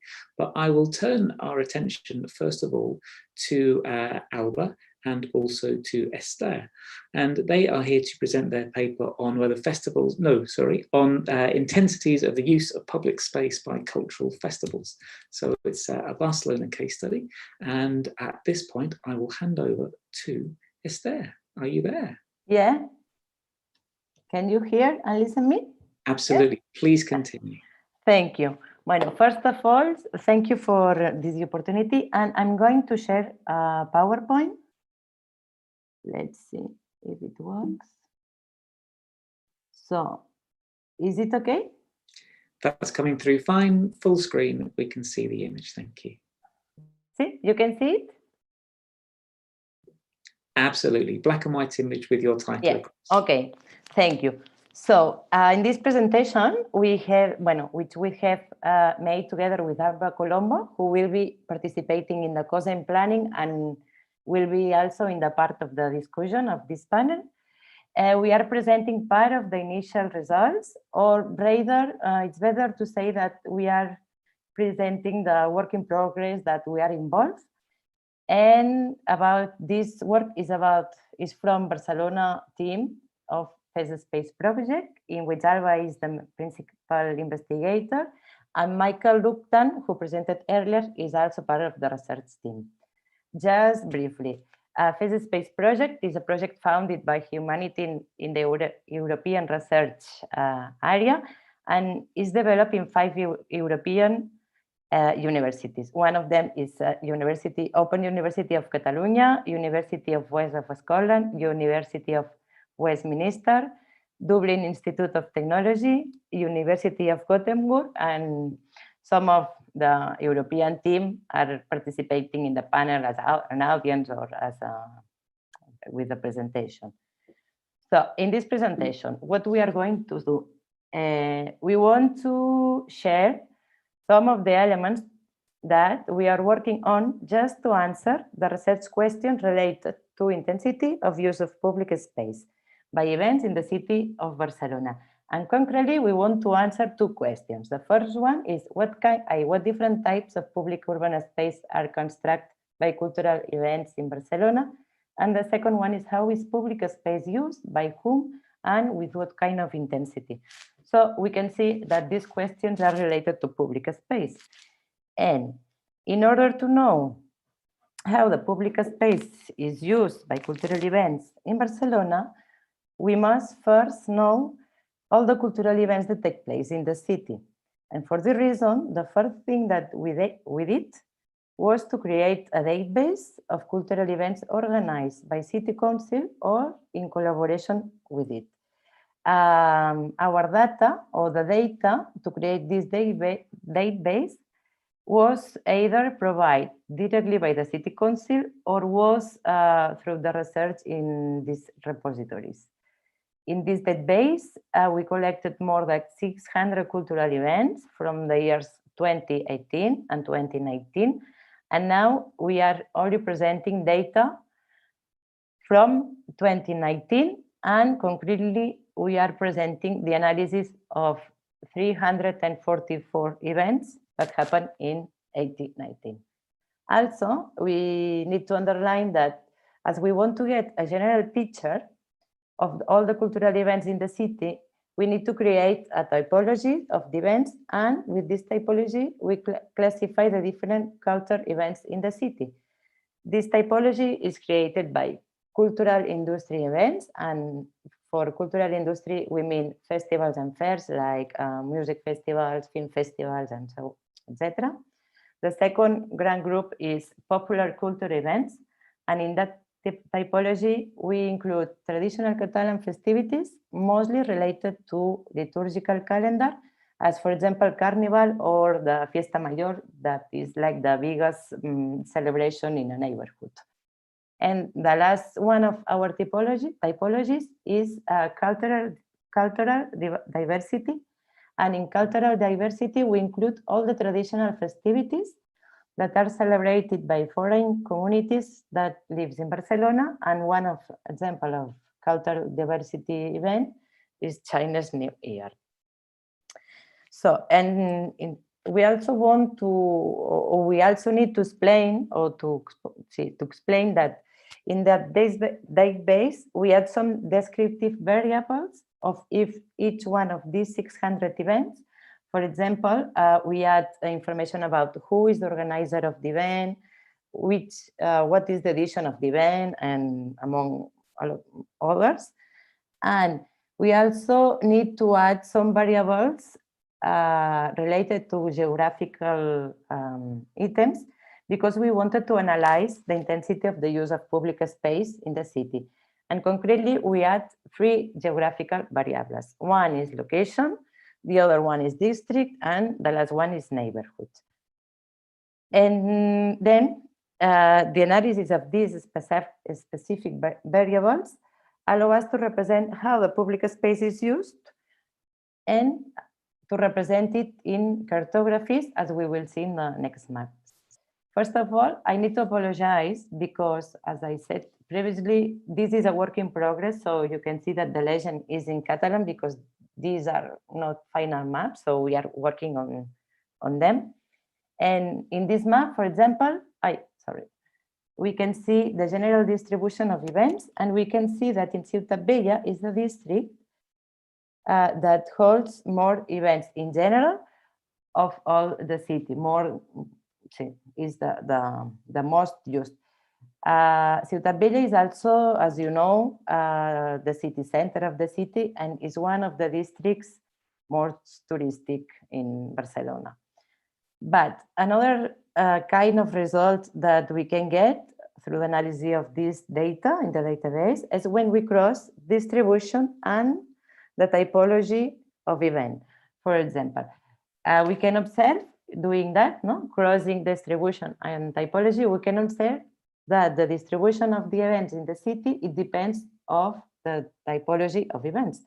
For example, in map 2, we can observe that industrial festivals and fairs are held mostly also in Ciutat Vella. But if we compare with, or if we analyze popular culture distribution, we can see that still in Ciutat Vella holds quite a lot of popular culture events, but these events also are extended to other districts such as Nou Barris, that is here in the north. And coincidentally, Nou Barris is one of the districts with a very high percent of residents.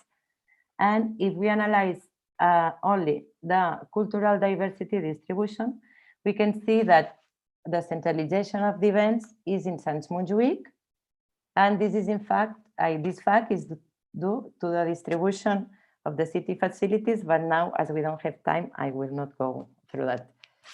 And then also this analysis of this data allow us to go in deep, but in deep in a specific location, for example, in a street, in a square, in a museum, and to observe what happened in this public space. In that sense, we will analyze the intensity of events exactly by each of one locations used by events, as we can see in this map, but this map is also not finished, but this is just like a sample. And just to conclude, our next steps of this research is this year 2020, aside from the maps, we have also started to do fieldwork. And this fieldwork has been the dissemination of a survey in 12 selected events from the database, 4 events for each typology. And I need to mention that in Barcelona, we are a team of 7 researchers, and each of one is responsible of 1 or 2 of these events selected. And now we are distributing the survey. Once we have the results of the survey, we will select some key agents, maybe 3 or 5 for each of these 12 events, and we will conduct in-depth interviews. And in a future, later on, if COVID allows, in 2021, we are planning to select some of these 12 events, and we would like to do ethnographic fieldwork. For example, we would like to apply techniques such as observation, and in this way, we want to complement all the quantitative research and through all the data that we get, just to answer our research questions. So thank you for your attention. I'm finished. Thank you very much, Esther. Thank you, and Albert too, and all your colleagues that have worked on this. Before we move on to the next talk, could I ask a question? How are you defining public space? Is this something that is just commonly understood in the city, or are you bringing some specific definition to your conception of public space? Wait. Public space. No, we are defining public space.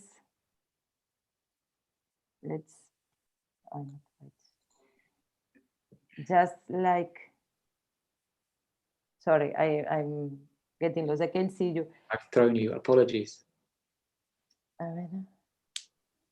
Shall I come to a point something out? Yeah, please, Alba. Okay.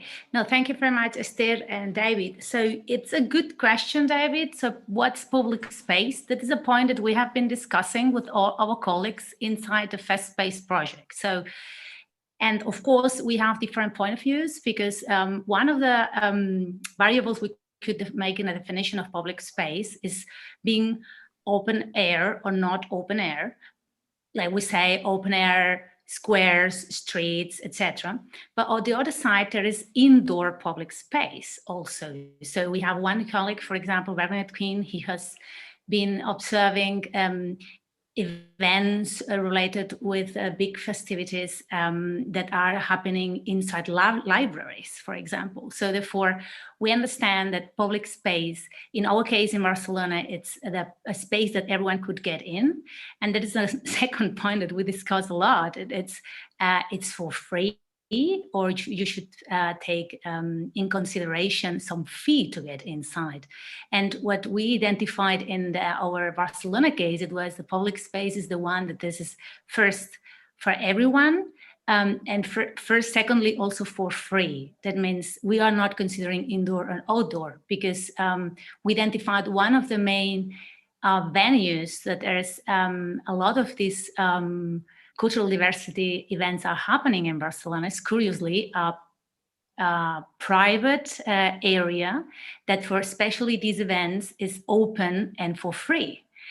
Therefore, we decided to consider that. So I don't know if with that, I just give you a few ideas what we understand for public space. No, absolutely. And I can well imagine that it has fed into your discussions within FestSpace, in order to try and encourage the international collaboration and comparison and the other work that you're doing. Okay, well, thank you very much. I'm sure we will have opportunities to come back to you both. But at this point, I would like to turn our attention to Greg Richards and to Brian King. Greg of Tilburg University and Breda, Brian King of the Hong Kong Polytechnic University. And Greg, I'm not sure which of you is taking the lead, but I'm sure at least one of you is ready to step in at this point. Well, we could fight for it and see who wins. In view of the short time period, we'd agreed that I would do the presentation. So I will endeavour to do that. But Brian is also with us, as you can see. Must be very late for you, Brian. And basically, we've agreed that Brian will take all the difficult questions that come up as a result of the presentation. Okay, I will attempt to share the screen. If I can find. Now, of course, I can't find the.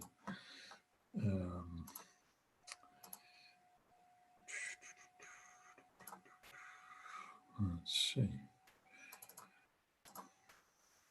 Okay, well, we'll do it this way. See whether this works. Are you getting that? I hope so. Yes, we are seeing the slide. Yes. So what we're talking about is a research project that we've been doing for a little while now, for the last 3 or 4 years. We've been looking at the experience of not just events, but also attractions and tours in Hong Kong.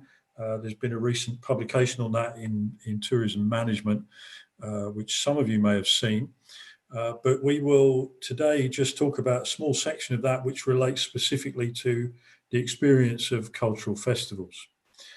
Cultural festivals are very widely used by destinations to do a lot of different things. We've just seen the experience of Barcelona in terms of things like highlighting diversity and things like that. But also in tourism terms, they are used to combat seasonality, to create economic spin-off and jobs, those kind of things. There tends to be slightly less attention paid to how tourists actually experience those kind of events. So they turn up and spend money, but what is actually happening in the event itself? And does a good experience, for example, actually lead to more satisfaction and stimulating return visits? So this also relates to the work that Amber and Marie-Elaine were doing on memory, for example. What effect does it have after the event? Our study is taking place in Hong Kong. Luckily, we've already finished our field work. Otherwise, we might be having the double whammy of not only problems with demonstrations, but with COVID. But luckily, our data are all there. We managed to get 2,500 responses from tourists and residents covering attractions, tours, and events in Hong Kong. We looked at different places in Hong Kong, so we were also able to say something about location. And we also covered both tourists and local residents. So that was quite interesting because we also found that their experiences tended to be quite different. The research instrument should by now be familiar to those of you who saw Amber's presentation. We used the event experience scale, which a number of people have used previously in the Atlas Events group to measure the different dimensions of experience. So we have the cognitive, affective, conative, and novelty dimensions, which are related to a whole host of factors that you can see on that diagram. So what we're trying to do is to capture the experience broken down into those different aspects. What we can do using this kind of research, using questionnaires to try and measure people's experience, is that we can compare the experience of different types of visitors. So this is very useful when we're talking about cultural tourism, for example. So we can compare cultural tourists with residents, we can compare day visitors with people who are staying in the destination, those kind of things. We haven't gone into the analysis in quite that depth yet. So what I'll be talking about will be some fairly basic comparisons, but those are the kind of things that we can do with it. So we compared, for example, those people who were visiting cultural events in Hong Kong with those of other visitors. And we particularly focused on two main cultural festivals. So these were events which were classified as festivals. That's the Lantern Festival, a very colourful event, which takes place, I think it's twice a year now. So this is one way that you see that events become useful. You start off with one in spring and then you say, oh, we better have another one in the winter to boost tourist numbers there. And also the Bun Festival, which is a really fun event where people clamber up to the top of big towers of buns, believe it or not. But yes, this really does happen. And this attracts quite a lot of people to a relatively isolated spot in Hong Kong, an outlying island. And for a few days a year, it gets very, very busy and very excitable as all these people turn up and watch people falling off towers of buns. So we had two very interesting events to look at as cultural festivals. And we compared these to permanent attractions, so looking at things like museums, for example. And one of the things that you immediately strikes you is that the experience dimensions for festivals are stronger than fixed attractions. Maybe that's not a surprise, but there hasn't been much research which has tried to look at these differences.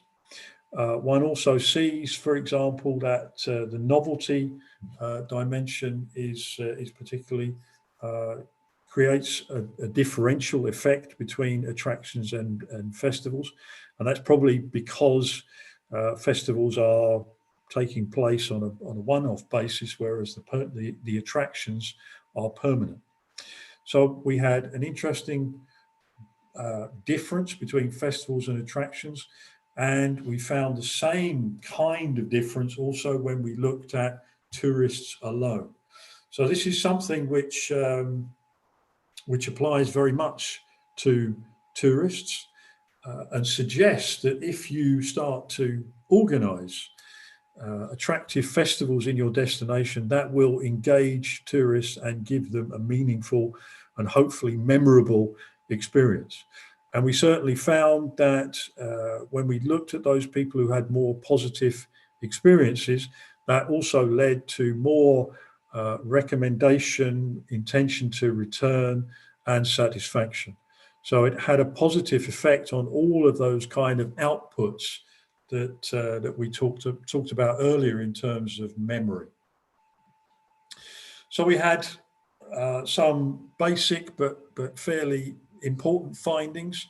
So we found that cultural festivals are significantly different from fixed attractions and tours. And some of that, of course, is to do with the structure of the environment.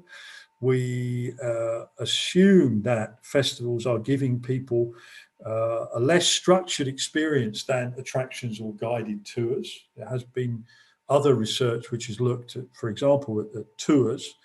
And we are assuming that one of the reasons that people have greater engagement is because they have more freedom to do what they want within an event and to choose what they want to pay attention to than in an attraction where you're given very often a fixed display, or in a tour where you're listening to someone's commentary. The highest scores overall in terms of the experience scores came from the Lantern Festival.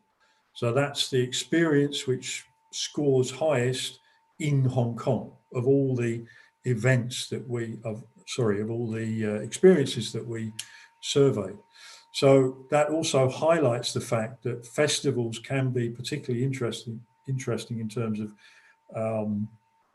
generating satisfactory, exciting experiences for people as a whole and tourists in particular. The festivals tend to score lower on cognitive experience than attractions and tours, which tends to emphasize this difference between informal and formal learning, which one might expect between festivals and more traditional types of attractions. We found that residents had lower experience scores than tourists across the different dimensions. So tourists seem to be particularly engaged with these kind of things. We didn't find any significant difference in terms of the cognitive or the active involvement of people in the event. So locals and tourists are involved, but the level of satisfaction and excitement that they're generating is different. We didn't find any differences, though, in terms of the overall level of satisfaction, intention to return, or to recommend. And of course, this these findings have important implications for destinations, for destination managers, and for event managers, of course. One of the interesting things for destinations is that we were able to identify the effect of a destination experience journey. This is something that event researchers will be familiar with, because there have been various studies of the effects of different touch points during the event journey. But of course, when tourists visit an event in a destination, the event is itself part of an overall destination experience journey. So that also needs to be considered. Where does the event sit relative to people's other experiences in the destination? What we found was that people who engaged more with different elements of culture in the destination, visited more events, for example, they had more satisfying and engaging experiences than others. And our research also makes it clear that you need to segment the audience and to deal with the different needs of, for example, locals and tourists, and also tourists from different origins, which we also don't really have time to talk about in this very short presentation. But hopefully that gives you a quick overview of what we found, and we'd be happy to answer any questions that you may have, or rather Brian would be happy to answer any questions you may have. Thank you, Greg, and thank you in advance to Brian as well. Can I ask, off the back of the presentation, the Bun Festival, I have read a number of times about this because of my teaching out in Hong Kong, and the fact that it gets mentioned a lot in the work that students produce. To what extent do you think a festival like that, which takes place on an outlying island, can perhaps break down maybe the monolithic image that people might have of a city? Because you're going outside of the main city centre itself, in the way that in Edinburgh you might be going down to Leith. We've heard some mention of that sort of thing. So does these festivals, do they help to enrich our understanding of the diversity of a city such as Hong Kong? Greg, do you want me to take this one? Sure. Go ahead. So I don't know, David, if you've been to Chung Chau, which is the island where the Bun Festival is located. Personally, I've not been to the festival itself. So my main experience of it is actually at the museum, which I go to regularly, and I see the big pile of buns. They have struggled, I think, to incorporate that festival into the overall marketing of Hong Kong. It's got a kind of connection, you're right, that it's one of the images of Hong Kong, but it's not a place that many tourists go to. And then on the occasions it happens, it's very crowded as well. So I think the actual experience is a bit challenging. There's lots of excitement, but it's certainly very crowded. And look, could it fit in? Possibly. But from a strategic and tactical point of view, it's not easy. Greg, do you want to supplement that? Yeah, I think other results from our research indicate that the places that people visit do have a significant impact on their image of Hong Kong. So people, for example, we've been looking at particular tourist precincts in Hong Kong, and the people who visit precincts which are not traditional tourist destinations, they have a different image of Hong Kong. So where people go and the experiences that they have in those places does significantly impact on people. So although, I mean, I haven't analysed the data, but I suspect if we analyse the data for the Bun Festival in terms of the image of Hong Kong for the people that were there versus those who didn't go to the Bun Festival, we might find also a significant difference. Yeah, okay. Fantastic, thank you both. And I'm sure in the conversation to come, we can turn to you both again. That's fantastic. Well, we now turn to the third of our three talks in this final presentation of talks, and the talk is going to be delivered by Maria, and she is presenting on behalf of herself, but also Alejandra and Jordi, and they are all from the University of Barcelona, Barcelona School of Tourism, Hospitality and Gastronomy. So Maria, are you there? Yes, I'm here and just trying to prepare, kind of sharing with you all of you my PowerPoint presentation. Hopefully good. Now you can see it, right? We have a full screen of your first slide. Beautifully. Okay, perfect. So I'm just, well, first of all, thank you to the organizers for just let and give us this opportunity to share with you today. I will say that it is and it's still an ongoing presentation. I'm going to try to fit into time, 7 minutes, which is supposed to prepare, but let's see if I just make it. So I'm just in behalf of also presenting of my colleagues, Alexandra Georgescu and Jordi Arcos, our research at calls food festivals as builders of the image of a tourist destination. Actually, just give me 1 second. What happens? So actually we just travel again. So we start this panel session in Barcelona, then we move into Hong Kong, and then we're just coming back near to Barcelona actually. So the research is focused on Hospitalet, which is the municipality nearby, is in the border with Barcelona, it's the second populated municipality of Catalonia actually. And it is important because this municipality is host of the Mobile World Congress. Actually, it's not just because of that, but actually if you have been in Barcelona, when you arrive, you have, after the airport, you have to cross Hospitalet in order to get into Barcelona. So most of you are familiar in one way or another with that. So the image, so they say the Hospitalet image, this is I'm quoting the Hospitalet mayor, the Hospitalet image to the local residents of Barcelona city is mainly conceived as suburbia, insecure, and as a migration of middle-class worker place. So this is like the main and overall image that the people has from Hospitalet. So the festivals that they have been organized, they are organized by this gastronomic association. They call Gastronomic Association of the Baix Llobregat, which is the region.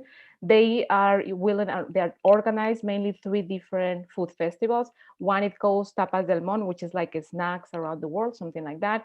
Quinto Tapa, which is another mainly and the more, let's say, I will say there has been a lot of different editions since 2014 actually.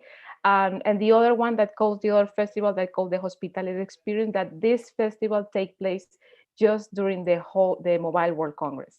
This association was founded in 2009 and they work with local farmers with a slow food philosophy and with local restaurants as well. So then the objective of this research was to analyze how a peripheral area can turn into a tourist destination through its food festivals. And how we do that, so analyze the induced and perceived image of the food festivals in Hospitalet, try to understand the role played by the stakeholders in the image construction. So our theoretical and conceptual framework, we just base our research in 2 main research, but the one is like based on Marine Roche in 2019 that she just based in her research, she just, let's say, recover a lot of different concepts and theories regarding projected image and perceived image. We just mainly base our projected image trying to understand how the Gastronomic Association as an agent produce the image, or this projected the image based on Facebook post, which is an induced source.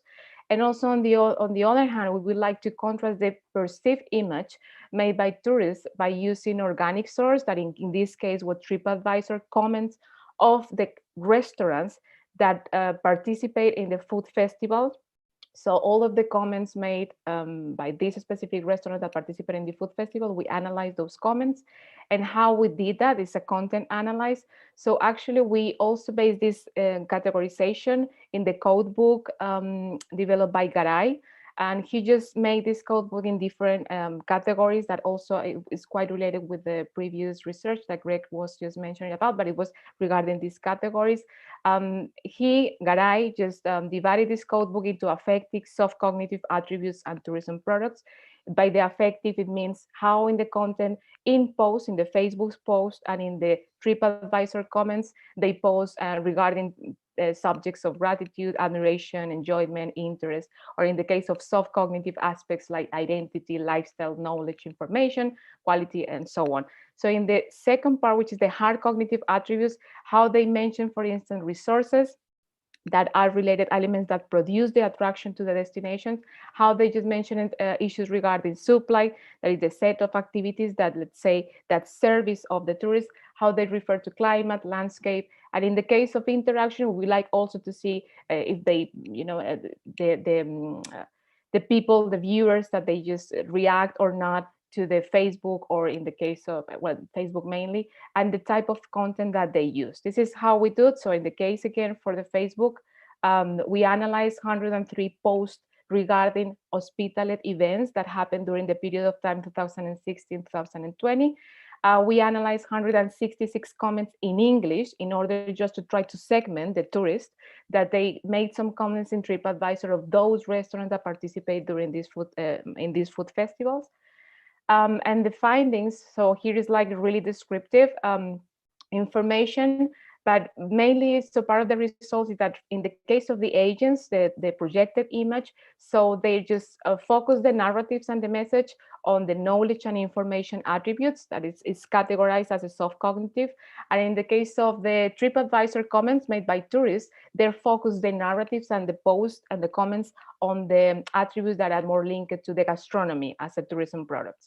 So you can see kind of a difference here, but they do match and they find like kind of a commonality in the hard cognitive attributes. Is in that sense, the agent, this gastronomic association, this induced image, and in the perceived image they made by tourists, they just make this, they found each other in the hard cognitive, where they focus mainly on issues regarding the landscape. So parts of the city, or in this case, parts of this municipality, where these events take place. So actually they start to project the new images from places that they are not, they were not so popular. Here you have some quotes, but let's say that we have this commonality.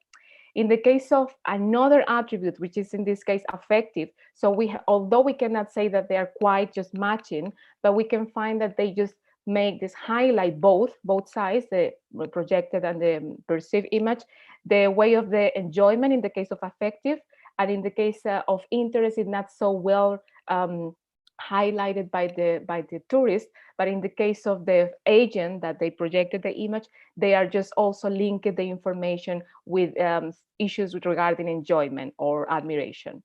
So let's say that there is a little slightly difference over here. And in the case of the tourist product, so here what we can find is that both, I mean, in both sides, maybe my expected that they are linked more with gastronomy, the messages and the narrative, they are focused here on gastronomy. So I'm going to the concluding remarks really briefly. So let's say that the exploratory study proposed in this case a reflection on how affective and cognitive attributes are projected by agents and tourists, and explore the differences and commonalities on the projected and perceived image in peripheral urban destinations. And in the case of the agents, of course, highlight the needs of, for a better understanding of these narratives constructed and disseminated by tourists. If, in this case, the interest of those agents is the tourist promotion of the destination, or if the aim is to influence the travel, generate content. No? And in food festivals communications, in this case, agents, we can, let's say, identify that they require an understanding of what attributes are being projected and how certain messages can be reinforced depending on the attribute in this case. Agents indeed are able to create new narratives and highlight attributes, but in that case, those narratives, we can identify that they are indeed powerful elements for disseminating and communicating through food festivals, but they need, let's say, to understand how the perceived area is perceived by tourists. There is, as I said before at the beginning, and with that I'm going to finish the presentation, but it's an ongoing research. We would like to continue making further research, specifically talking with restaurants, although we have been in the Quinto Tapa, for instance, or the hospitality experience, but let's say that we need to figure out in further depth this the perceived area and also the participation of another agents, that in this case restaurants, and we would like to hear their voices of restaurants in order to see to contrast between perceived and projected and perceived image. And thank you so much for your attention. I think that I took 1 or 2 minutes more of my time. Thank you so much. If you have any questions, just let me know, please.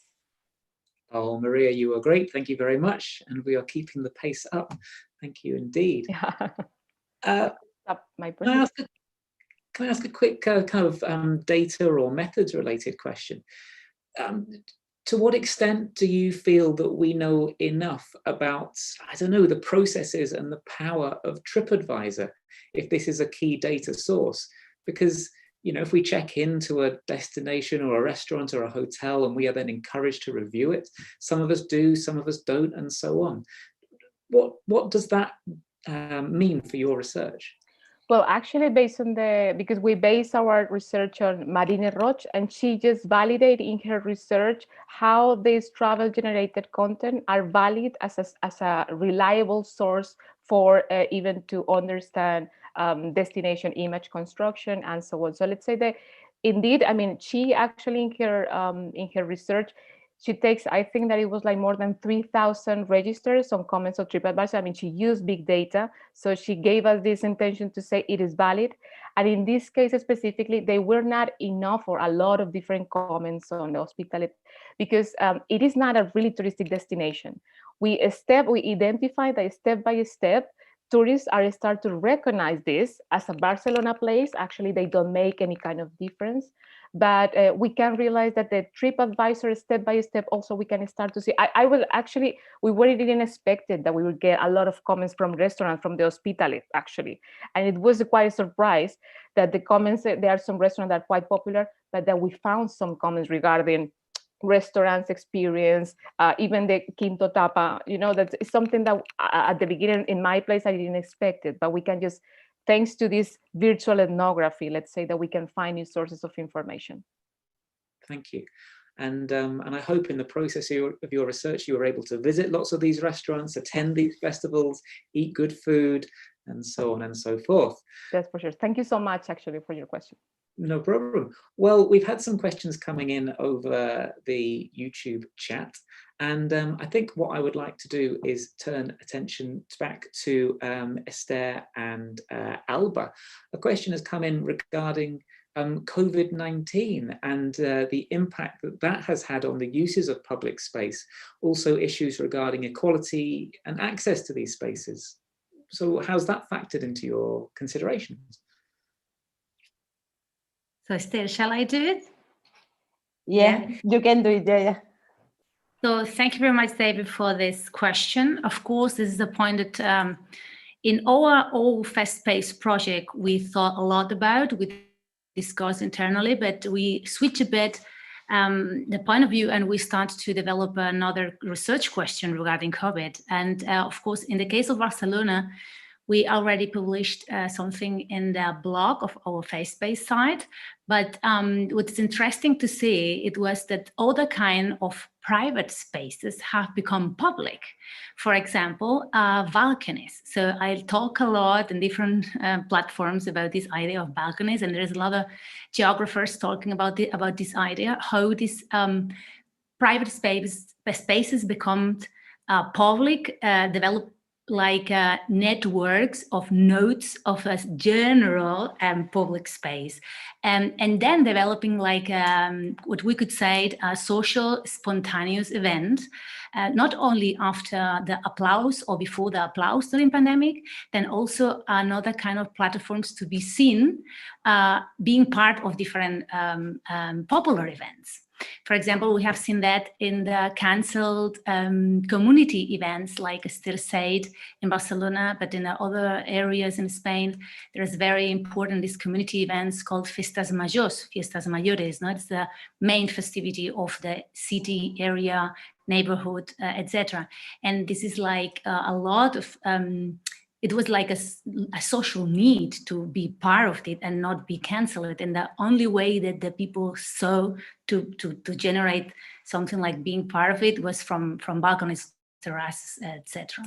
So therefore, yeah, we are we are on track in this and observing what was happening, but also what happened now. So absolutely, it was an interesting phenomenon from a UK perspective, knowing that some countries were sort of ahead of us within Europe when it came to COVID and the initial lockdowns. And it was almost like a wave of what you've described, going from Italy to Spain, and eventually in the UK we had our version, which tended to be some fairly polite standing in front of your front doors and applauding, but it was that sense that we're coming out and having a shared experience. So yeah, interesting that this is either this was latent within us all, or it's encouraged something new in us. Yeah, so we will see. We will try to discuss that in the later panel. Yeah, fantastic, fantastic. Okay, well, we've had questions coming in for Greg and Brian, and one of those questions was from David, and he was asking to what extent there was consideration where the event was the main motivation to attend Hong Kong in the first place, whether this factored into your considerations. And maybe to add to that, Bernadette Quinn has also contributed, where she is asking whether there were meaningful distinctions in your work between events and festivals, and whether the results would have been the same if you had been, you know, tweaking your particular focus. So Brian and Greg, any thoughts there? Greg, do you want to take that one? Is Greg there? Yeah, I could try. Yeah, we didn't ask about cultural events as a motivation, but we did ask about MICE events. I have to be honest, looked at that question specifically to see whether event visitation has any specific effect. But we did ask about activities, so we could look at the number of cultural events visited, or people, cultural event visitors versus other people in terms of their experience of Hong Kong, for example. I was just trying to check on Bernadette's question. We had an event which wasn't a cultural festival, but there was only one. So it's very difficult to compare cultural festivals to other types of events. We would need to do, I think, more event-related research. But we did earlier do some work with the event experience scale, which compared different types of events, including cultural festivals, including gastronomic festivals, including Carnival in Brazil. And that does show significant differences in terms of experience, depending on the type of event. So I suspect that the answer would basically be yes, there are significant differences depending on the event that you're looking at. Thank you. Brian, is there more to add?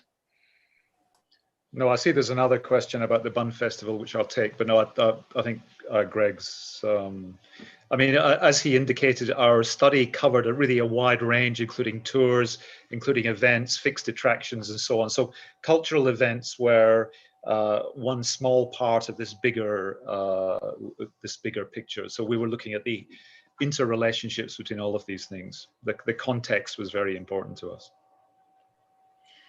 Thank you very much. And yes, that question came in about the Bun Festival as to who it is initially for. My understanding from reading student work is that the Bun Festival has a long heritage, a long history, and in fact was cancelled for a number of years because of injuries climbing these very tall towers. But yes, in your view, in your work, is it primarily a resident event? Is it for tourists? How are you picturing it? Well, Greg can follow this up, but most of the people who go are locals. I mean, the vast bulk of those who attend, but I guess the tourist board wants to take advantage of it as a tourist, as part of the tourist landscape. And then the various operators of businesses, particularly restaurants on Cheung Chau Island, I mean, most people are going as day trippers rather than overnight. So they obviously want to capitalize on the tourists because they tend to spend a bit more. They will stay overnight. So I guess it's one of these classic events that started off as community and then has been broadened out into tourism, and then the industry and the lobbyists get on side to try and make it more tourism oriented. Yeah, I think it's a classic example of tourism marketeers jumping on anything they can find that will make the destination or a particular place or time in the destination distinctive. So the Bun Festival is an obvious target in Hong Kong because there's really nothing like it as far as I can see anywhere else. So it's something, of course, that you would highlight and say, yes, this you can only experience this if you come to Hong Kong. And David, maybe to pick up on your earlier comment, Hong Kong has many, many islands, like hundreds of islands, but the Chung Chau Bun Festival is probably the main event that would take people out to these outlying islands. So to that extent, it really is quite significant. It kind of represents what you can do on one of the outer islands, and maybe in some future marketing plan for Hong Kong, there will be more emphasis on the many islands. But at the moment, it kind of serves as a kind of surrogate that says it's not just about high rises and ferries and the central business district. There are islands out there as well, and the Bun Festival is an example of that. In the ongoing search for authenticity, perhaps. We will be bringing this session to a close soon, although there is a comment that came in from Julia, who asked Alba and Esther as to whether their work was only really being published on the FestSpace site. I think the answer is probably no, that there are other opportunities, but given that we have the final session of the day being focused on your work, I think maybe if we park that question and the dissemination of your work until the later session, that would be grand. And I think that may be where we should bring this panel to a close. Thank you very much to all our speakers, to Maria, who spoke last on behalf of her colleagues in Barcelona, Alba and Esther, who were also commenting from the Open University of Catalonia, and of course, Brian and Greg from Hong Kong and Tilburg, respectively. Unless any of my colleagues would like to contribute at this point, then what I will do is say that we're bringing the YouTube stream to a close very soon, but we'll be back with you from 4 o'clock UK time or 5 o'clock Central European Summer Time on a different stream. Check your emails if you have received one during the day from Leontine to give you the link to go through for that one. What we will also make sure is that you can access it from the Atlas YouTube channel. So head through to the mainstream there, and we'll get you through. But in the meantime, I think that is where we will bring the YouTube bit to a close, if possible, while conversation can continue on Zoom for people who are here as part of our plans to develop some published work out of today's sessions. Thank you once again to all our speakers. And if anyone else wants to pitch in just to close things off, perhaps Leontine, otherwise, then I think we're good to finish. Thank you very much.